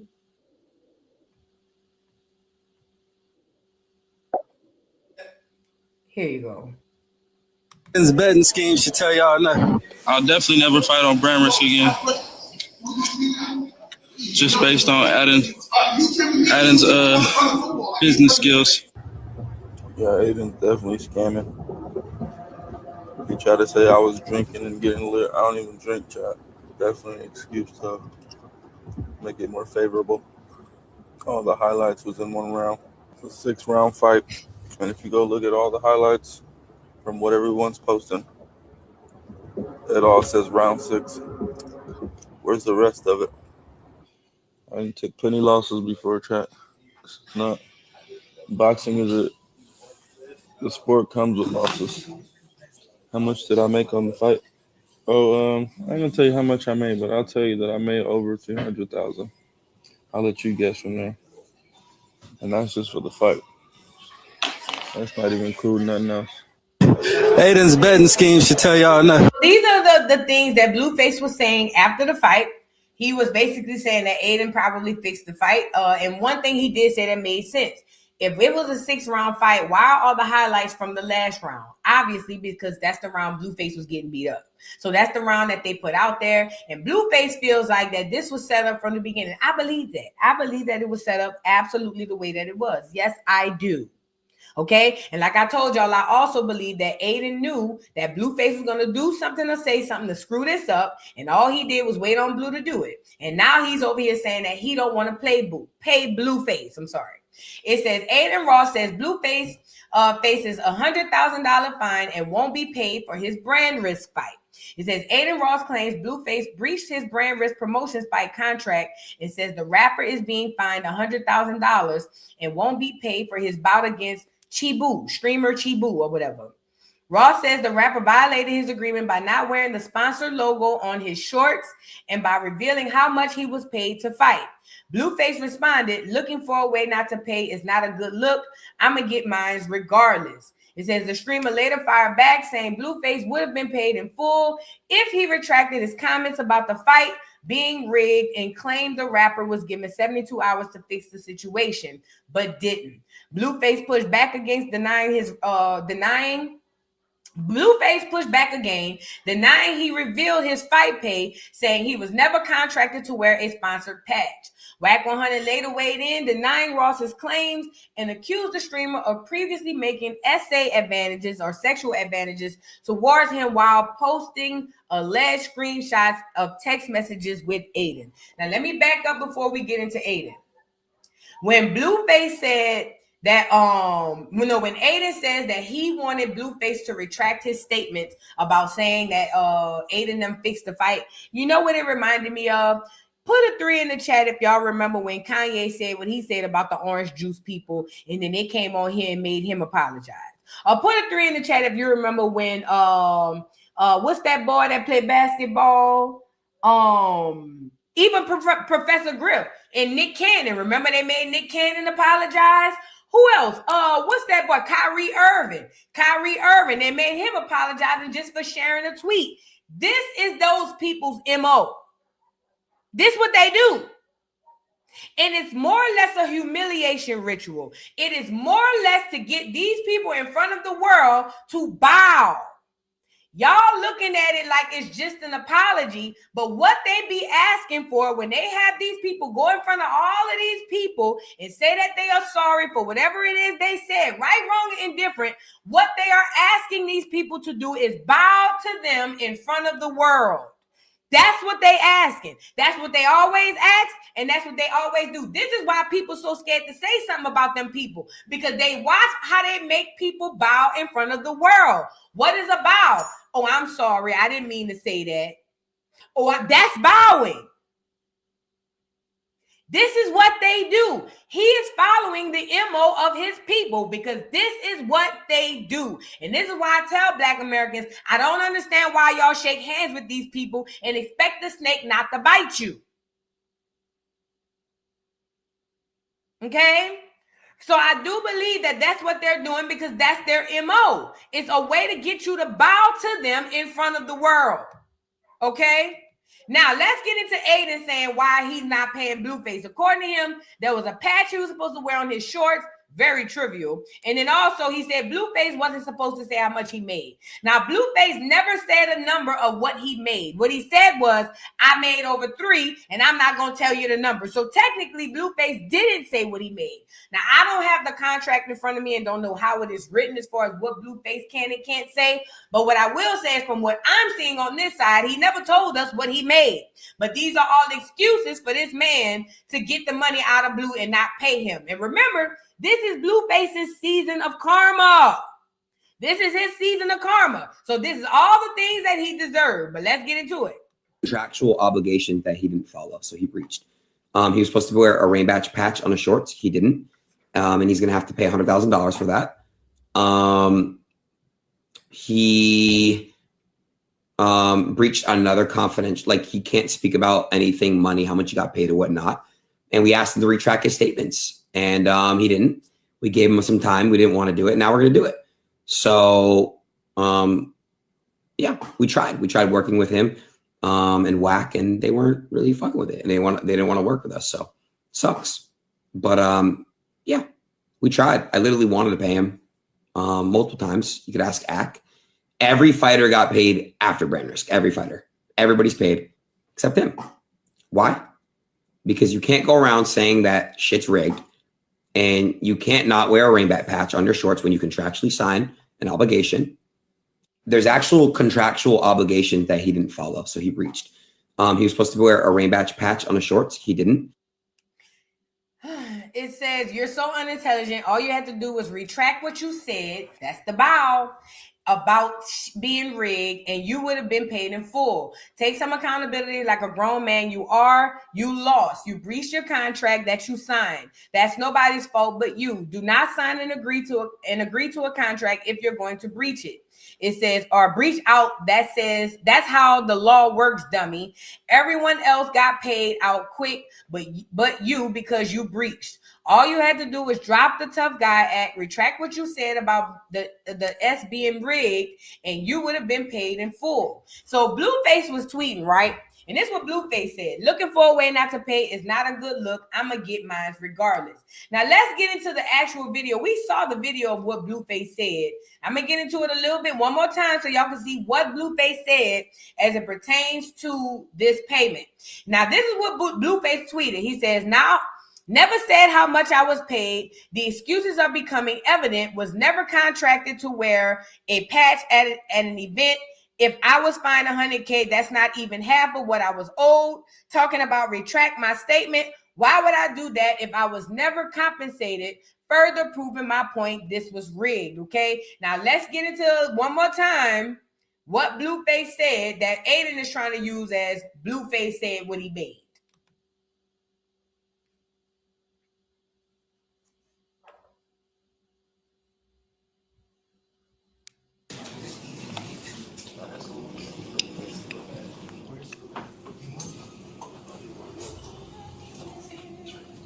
It's not. Boxing is the sport comes with losses.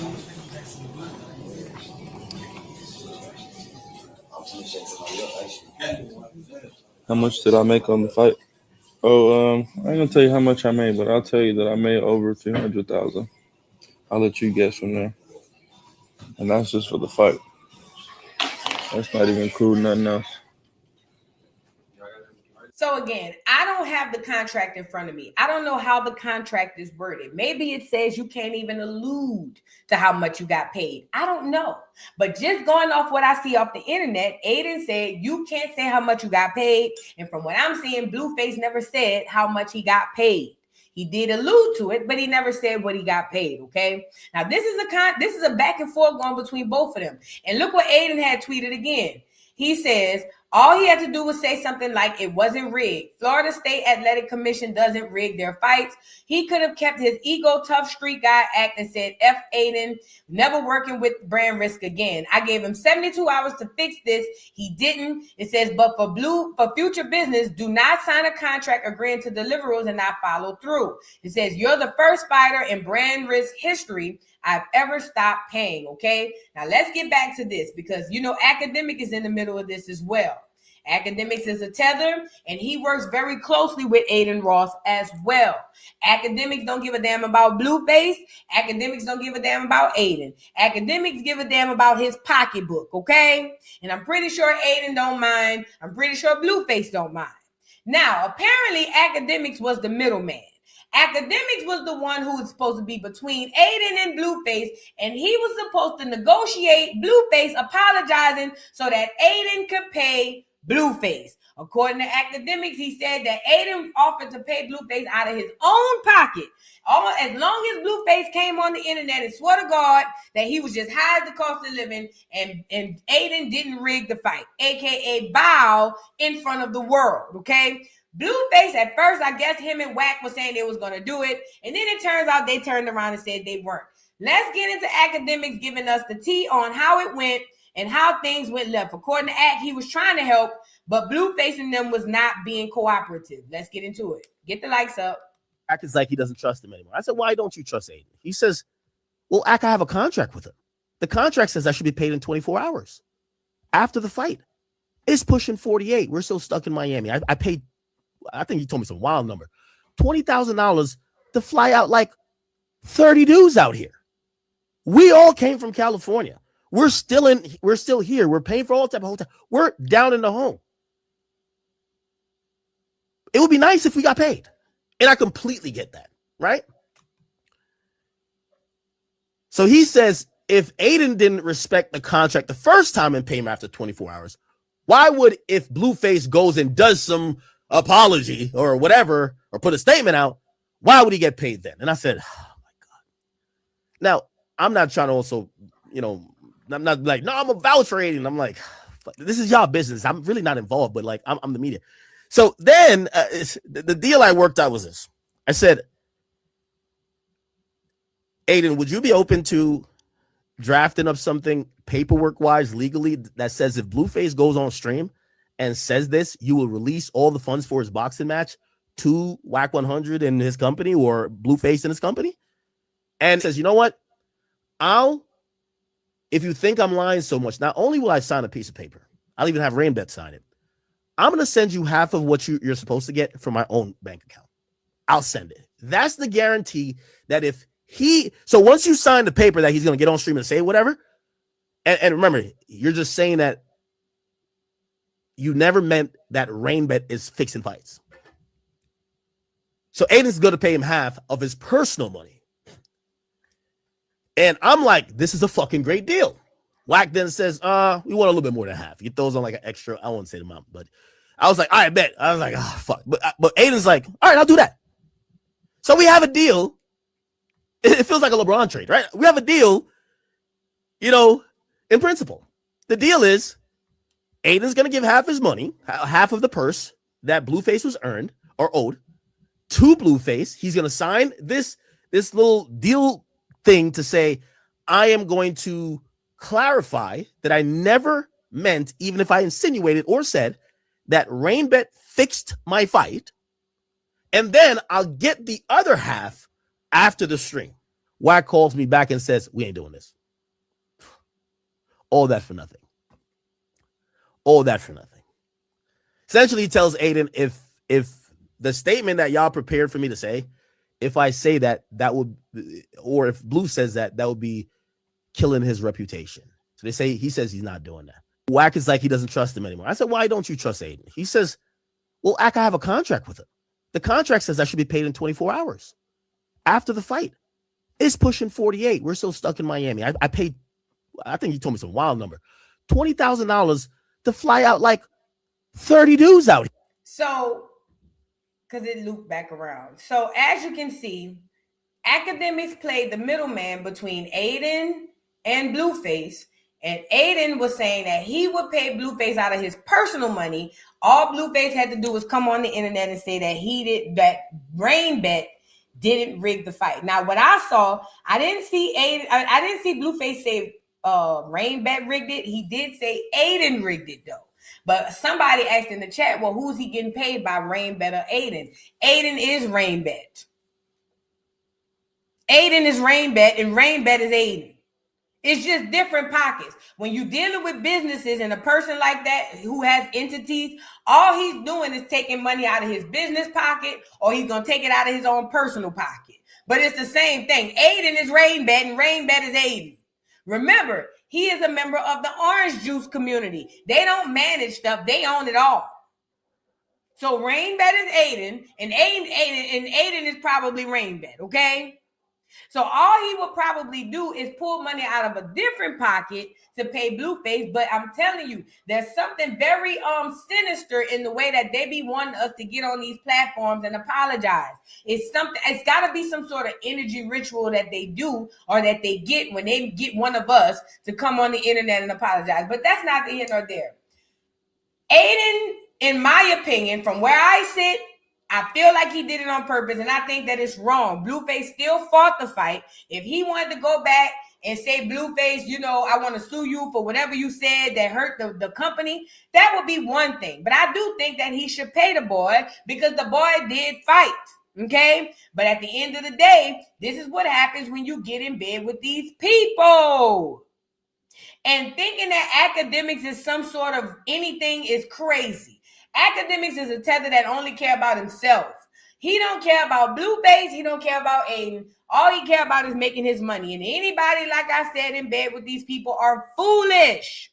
But again, this is Blueface's karma. This is what he deserves. Now, I want to go on to Wack. Wack 100 came out and said a few things about it. He accused Adin of sexually assaulting him, or at least trying to, sexually harassing him, all kinds of stuff, money, all kinds of stuff. Let's get into Wack. Nothing in the contract supports what you're talking about. We'll play the long game, but I want you to tell the people on how you tried to use your Jewish ties for whatever reason, as if I had a problem with you being Jewish, and how you continue to make sexual advances at me. Just the other day, after I asked you time and time again, can you please respect that I'm a straight man? You know we got the content. Yeah, we got the content. Adin, nothing in the contract supports what you're talking about. Y'all be real straight, heterosexual, grown-ass men letting other men play with y'all booties and stuff and sexually harass y'all for money. They got real, quote-unquote, heterosexual, grown-ass men out here letting other grown-ass men sexually harass and assault them for money. Y'all really doing that? Because the bet would have been off the moment that nigga would have played with me. What you mean? Now we wait until Adin not paying, and now you want to come forward and tell your story? And you're supposed to be a heterosexual, grown-ass man. Yeah, this is weird. For the love of money. I told y'all men be more groupies than women. All right. Let's move.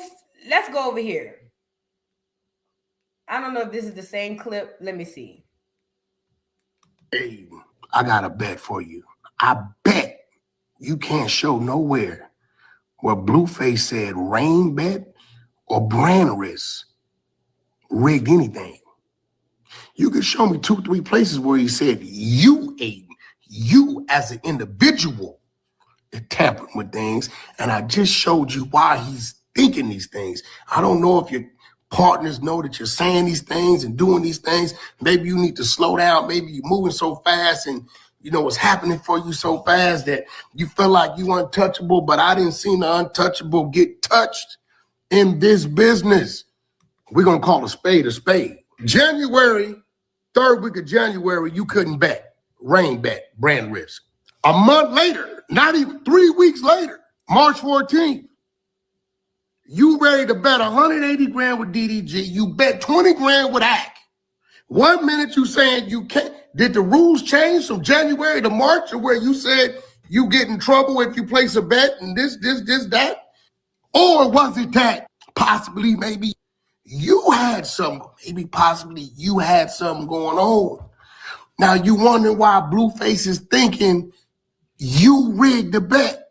You rigged the fight. So listen, never one time did he say brand risk. He said you, Adin. And I think you're a little butthurt and you're trying to use the brand risk people to say brand risk is not. No, it's you. We don't mind you not paying right now. We don't trip. It just pay us more money later. We ain't tripping. My attorneys is on it, as you know. They've already back and forth. And I have Jewish friends who have told me and looked at this matter and said, my brother, you are in the right. And he had no right to make sexual advances at you. As soon as my attorney gives me the green light, I will be putting up the contract. And Adin, I'm going to put up your text messages where you were begging me to lie to the people. Tell Blueface to say this. Tell him he got money from here, and there, and not us. And Blueface never said the amount he got paid. Actually, academics said it, which meant it had to come from you, because I never told academics what Blueface got paid. You like to use your background and I guess what you are and as a bully tactic. I got friends, man, the Jason Lees, these type of people, man, they not gonna stand for you trying to make me out to be like a gay basher or something, or anti-something. No, brother. I'm the dude on the 100 side of Clubhouse that welcome a transgender to the floor. Transgender is my friend to this day. Shout out to Naughty. Got a lot of gay business partners. Friend Adin, I got a bet for you. Hold on, we got more whack. Let's get whack. I don't know if this is the same one. As soon as my attorney gives me the green light, Oh, yeah, we saw that one. I will.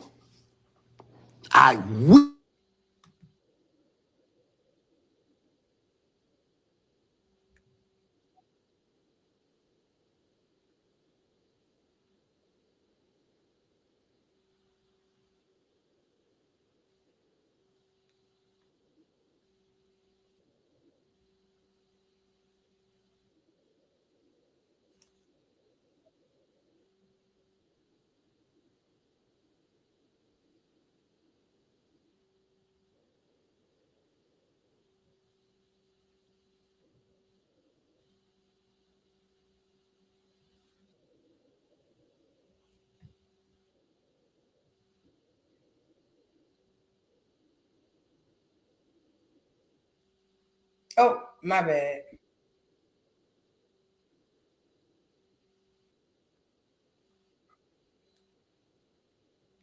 Hold on. I made a mistake and reshared it somewhere I didn't need to share it. Let me go back to that screen. My bad, y'all. He never swung back. They could have really used that against him, that he didn't put forth effort as the main event. But yet, you know, they paid Adam. Shout out to Adam. I'm glad Adam got paid. That's my business partner. Great. But let's keep in mind that Adam's a white guy. He's a white man.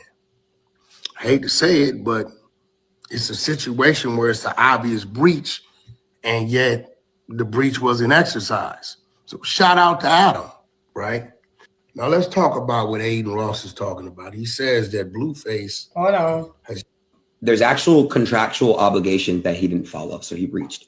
He was supposed to wear a rain patch on his shorts. He didn't. And he's going to have to pay $100,000 for that. Breached another confidential, like he can't speak about anything, money, how much he got paid or whatnot. And we asked him to retract his statements, and he didn't. We gave him some time. We didn't want to do it. Now we're going to do it. So, yeah, we tried. We tried working with him and Whack, and they weren't really fucking with it. And they didn't want to work with us. So, sucks. But yeah, we tried. I literally wanted to pay him multiple times. You could ask Ack. Every fighter got paid after brand risk. Every fighter. Everybody's paid except him. Why? Because you can't go around saying that shit's rigged, and you can't not wear a rainback patch on your shorts when you contractually sign an obligation. And yeah, you can't talk about how much you're paying or being paid. So yeah, it sucks because he is probably one of the worst people to ever work with when it comes to business ever. There's actual contractual obligation that he didn't. All right, so Blueface and Whack are windmilling for this payment. Now, it sounds like Blueface is going to have to take Adin to court. Now, remember, these people own the court systems as well, so I don't know how this is going to go. But again, I don't have the contract in front of me. I don't know if the contract says that Blueface can't even allude to the amount he was being paid. But either way, the patch, the payment amount, it's all conjecture. It's all what he needed to do just so he don't pay Blueface. I don't think he ever had any intention on paying Blueface from the beginning. I don't believe that at all. At all. But again, this is Blueface's karma. What Blueface is going through is what he deserves. Blueface has done a lot of horrible things here in the last 3 to 4 years, 5 years tops, and Blueface is receiving out that energy that he put in that universe. Is coming back. This is a season of karma for y'all. If y'all don't know what's going on. Now I want to show y'all Charleston White. So Charleston White ended up in the conversation, and a lot of y'all don't know that Charleston White works closely with Adin Ross. So Charleston White, this is so odd about Charleston though. Because I remember he first started working with Adin Ross and them. And I remember he came back and told us that he didn't want to work with them no more because they weirdos. He said they grown men, they out there making passes at other men. He said that he believed that they're the Illuminati. Remember Charleston White was saying all of that? And then all of a sudden he did a whole tour all across the internet saying how Adin Ross and all of them was the Illuminati. Then one day he came back shiny and new, chains and everything, and he was over here saying, I'm friends with Adin Ross. Adin Ross is my boy. Adin Ross, Adin Ross, Adin Ross. And I'm looking at him shining. I say, no wonder he over here telling us that we need to be over here playing with Adin Ross. He's got a lot of money. You see, Charleston was able to line his pockets with Adin Ross and them. So now he's telling the niggers over here that we should like him too, because Adin puts a lot of money in Charleston's pocket, from at least what I see. Okay? So now when Adin gets into it with Blueface, obviously Charleston doesn't already care about Blueface, but whose side is he going to take? Obviously the clear man who puts a lot of money in his pocket. Now let me say this. I do recall when Charleston first went over there and he ran up out of there saying how they was all weird and freaky and he don't want nothing to do with it and he's supposed to be some straight men and they all punks. He was saying all kinds of stuff and he want nothing to do with it. He said he could have sold his soul to the Illuminati, but he didn't. That's what he said. He said because he don't want that kind of money. And then 2 weeks later, he was right back over there like as if he never said any of the stuff he said before. So when you hear Charleston's perspective, obviously it's going to be pro Adin Ross because Charleston is going to take the side of the clear man who pays his bills. Work ain't honest, they say. But apparently an orange juice pays the bills, okay? So let's get into Charleston and what he has to say about Blueface. According to Charleston, Blueface and Wack won't win this situation because they have a bad reputation and Adin is on orange juice. Let's get into it. Blueface and Wack 100 is full of Oh, my bad. That say, listen, I was ringside, man. Listen, that Blueface lost that fight fair and square. Normally they fight 4 rounds. Brandy allowed Wack 100 and Blueface to add an additional 2 rounds to make it fair. So they ain't putting that part in. Now come on, Wack. See, this is why I told Adin, man, don't do nothing with them gang banging California niggas. I tell everybody in the hip hop, man, stay away. Every time you do something in LA, it's always trouble. It's always a problem. They're always trying to bully and strong arm something. From the minute that the LA got there, they've been trying to bully and strong arm. They've been trying to bully and strong arm Adin Ross from the beginning. That's how they tried to bully Adin to get me over there to the house. So Wack thought he was gonna slam me around. It didn't go that way. They've been trying to bully Adin Ross forever, man. Swear to God. This was probably one of the best brand risk events. Man, let me just say this. I ain't never had no problem getting paid by Adin. Everybody that I brought to Adin have not had a problem getting paid. I brought at least 6 different people to Adin Ross. Everybody's gotten paid. Now all of a sudden it's a problem with the LA was betting and lost. Sore loser. Them sore losers, homie. Nah, man, I'm just gonna be real, man. Wack, you wrong, man. Blueface is a hoe. Crime, man. And they crying because Chibu whooped him. I told everybody from the beginning, man, before the fight, Blueface been fighting 19, 20 seconds in jail, prison. Nigga ain't been fighting 2 minutes. Chibu been fighting 6, 7 months back to back. Y'all thought this was gonna be an easy walk. And then what? Oh, that little spanked you. Take your ass whooping like a man. You caught the fade, you lost the fade. Just get you another fade. But what makes you think? Foolish. This is why nobody likes doing business with the dumb. These are dumb gangbangers. They don't have marketing degrees. They don't have any management degrees. They don't have any media skills, any media training. They can't articulate properly. Man, this nigga been in prison smoking Tunchi. Blueface and Wack 100 is full of shit. So that's what Charleston has to say. Obviously, he's going to take Adin's side because he gets paid by Adin. At the end of the day, I just feel like if Blue fought, rather he win or lose, he should have got paid. I mean, a patch That's like you getting a job and you working 2 weeks, and when it's time for you to get your paycheck, they be like, oh, we not paying you. You be like, why? Because one day you came in, you had on mixed match socks. Bitch, what? Oh yeah, see, if you look in the bylaws say that in uniform, you got to have matching socks. And Thursday when you came in here, you had on unmatching socks. Your socks was mismatched. So for that, we are able to rescind your payment and you won't be paid. That's exactly what this sounds like to me. That's exactly what this sounds like to me. But this is what Blueface gets, because Blueface is receiving his karma. The negative energy he put out is the negative energy he's getting back. But I am showing y'all also how these people do business and how a spoof by the door like Charleston White could be a horrible thing. Because a nigga shiny like Charleston, he go get other niggas and bring them over there so he can sell their souls to these clears. And he go get all these other niggas to come over there. Come on over here by Aiden. Ain't gonna pay you good. Look at me. I got all of this shiny stuff on. Look, see how he got me all shiny? Come on over. Come on, niggers. Come on over to this clear. He gonna take good care of you. Whole time selling them niggas sold to Adin. Cause Charleston getting paid. Real well. Look at how he's shining. He got a cross on his glasses. Them glasses look expensive. I don't even know what kind they is. So here go Charleston. Come on, Blue. Come on to the rest of the niggers.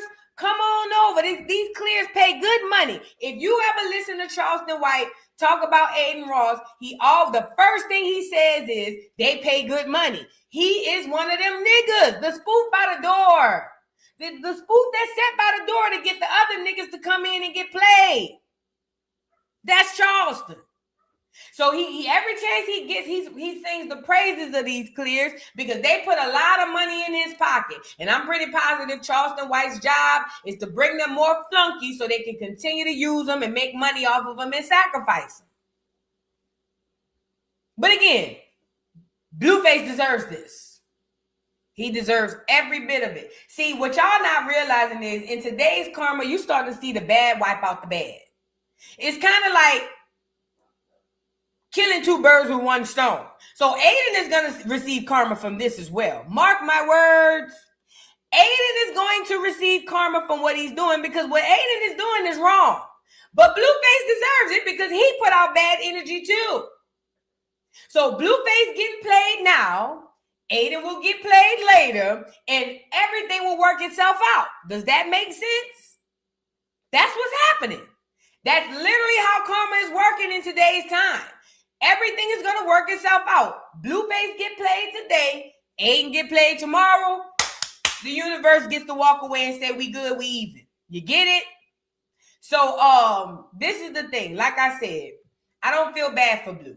I feel bad for the situation because I know other unsuspecting black people are going to run into these Adin Ross meetings with Charleston and all these people thinking that they're going to change these people's life. They're not going to change your life. They get one nigger like Charleston. They dress him up mighty fine and mighty shiny and mighty nice. And they put him in front of all of the rest of the poor niggers so that he can go get the rest of the niggers and say, look at how nice and shiny he made me. If y'all come over here by Adin, he'll make you nice and shiny too. And there's so many niggas that's down on their luck that's going to go run over there by Adin because they see how nice and bright and shiny Charleston is. Whole time Charleston is the Trojan horse. Charleston is the play. Charleston is the nigga to get you in there so you can get your booty taken. You get it? And I like Charleston, but it's just the truth.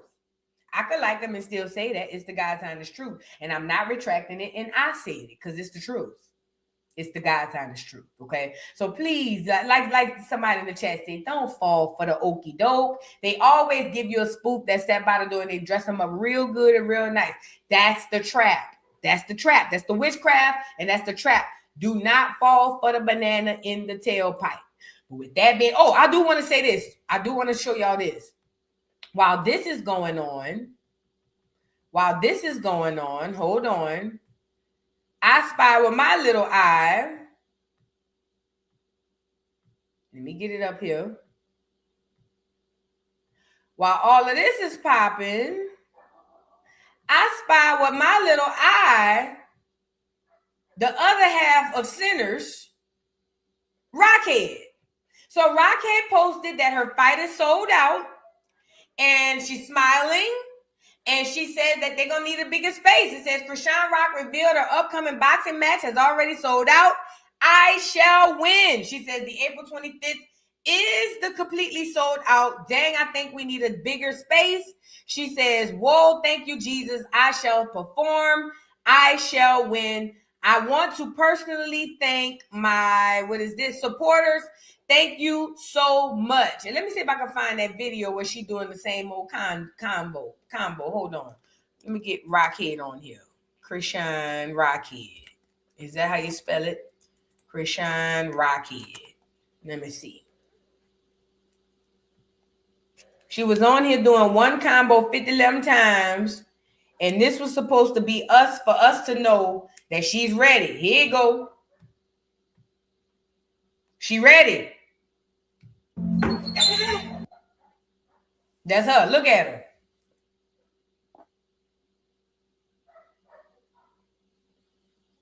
Now, like I told y'all, this fight is rigged. It's not real. None of these fights are real, okay? This fight is not. Krishan is going to win this fight because it's set for her to win this fight, okay? So you got to know this. But shout out to the people who bought the tickets. They say she sold out. Rockhead said they might need a bigger venue. And like I say, y'all are going to look at this and say that, and people are going to misinterpret this and say Rockhead is a good person and Blueface is a bad person. That's why things are going well for Krishan and things are going bad for Blue. That's not the truth. As a matter of fact, things are going just as bad for Krishan too. Krishan was just on here cosplaying Junior as if he know how to walk. Remember, the internet on her ass too. What she's doing is because Blueface is popping in the algorithm, she's promoting. She knows the internet better than you, duck, goose. So since we all over here dragging for Blue, she decided to take this opportunity to put it out there that her show is sold out, her fight is sold out. And this is for y'all to look at her like she must have been the good person and Blue must have been the bad. Do not take that and think that. That is the witchcraft. They both bad. She's just as bad, if not worse, than Blue. But congratulations. We'll see how the fight goes or whatever the case may be. But I'm telling y'all now, this is all giving sham. This is all giving it set up for Rockhead to win so that they can create a brand around Rockhead and continue to have more fights, okay? But with that being said, I'm going to read this super chat. Get the likes up on the video. Star T's Lawson, thank you for the super chat. Says this guy Adin is weird. His 36-year-old sister died 3 months ago. Wow. TMZ came out and said Adin been on the internet happy for 3 months, not one tear. Oh wow. Well, you know how them clears is, baby. And this is no shade, but it's the truth. You know the clears. You could die today, bitch. They ready to go out to dinner tonight. The clears don't mourn no death. Oh God, no. Oh God. Death. Bye. That's how quiet as it kept. The clears don't mourn no death. Girl, once you hasta la vista up out of here, the clears say toodles. See you later, fam. See you later. Bye, y'all. Where is he going? Heaven and hell? Don't care. Bye. That's how the clears be. You know what I'm saying? So it makes sense that he on here like nothing happened. They don't care if their mama died. They don't care if their churn died. They be back on here. Hey, what's going on? How y'all doing? Happy Thursday. Bitch, didn't you just bury your child yesterday? Yeah, but don't worry about it. Happy Thursday. That's the clears, okay? So we got to be mindful of who we dealing with. It is the clears. And on top of that, he is orange juice on top of clear. Child, that's a double trouble, triple trouble, okay? But with that being said, I'm about to hop up off of here. Yep, just like sinners, they don't have souls. You get it? I love y'all down to the ground. Make sure y'all like the video before y'all get up out of here. Share it if you can. And I will catch y'all on the next one tomorrow at some point. Bye, y'all. Peace.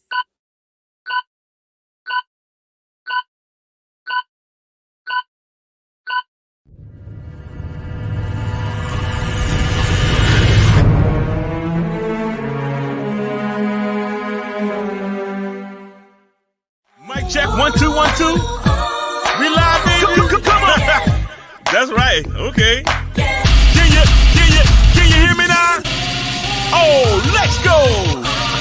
It's your boy Big Chew.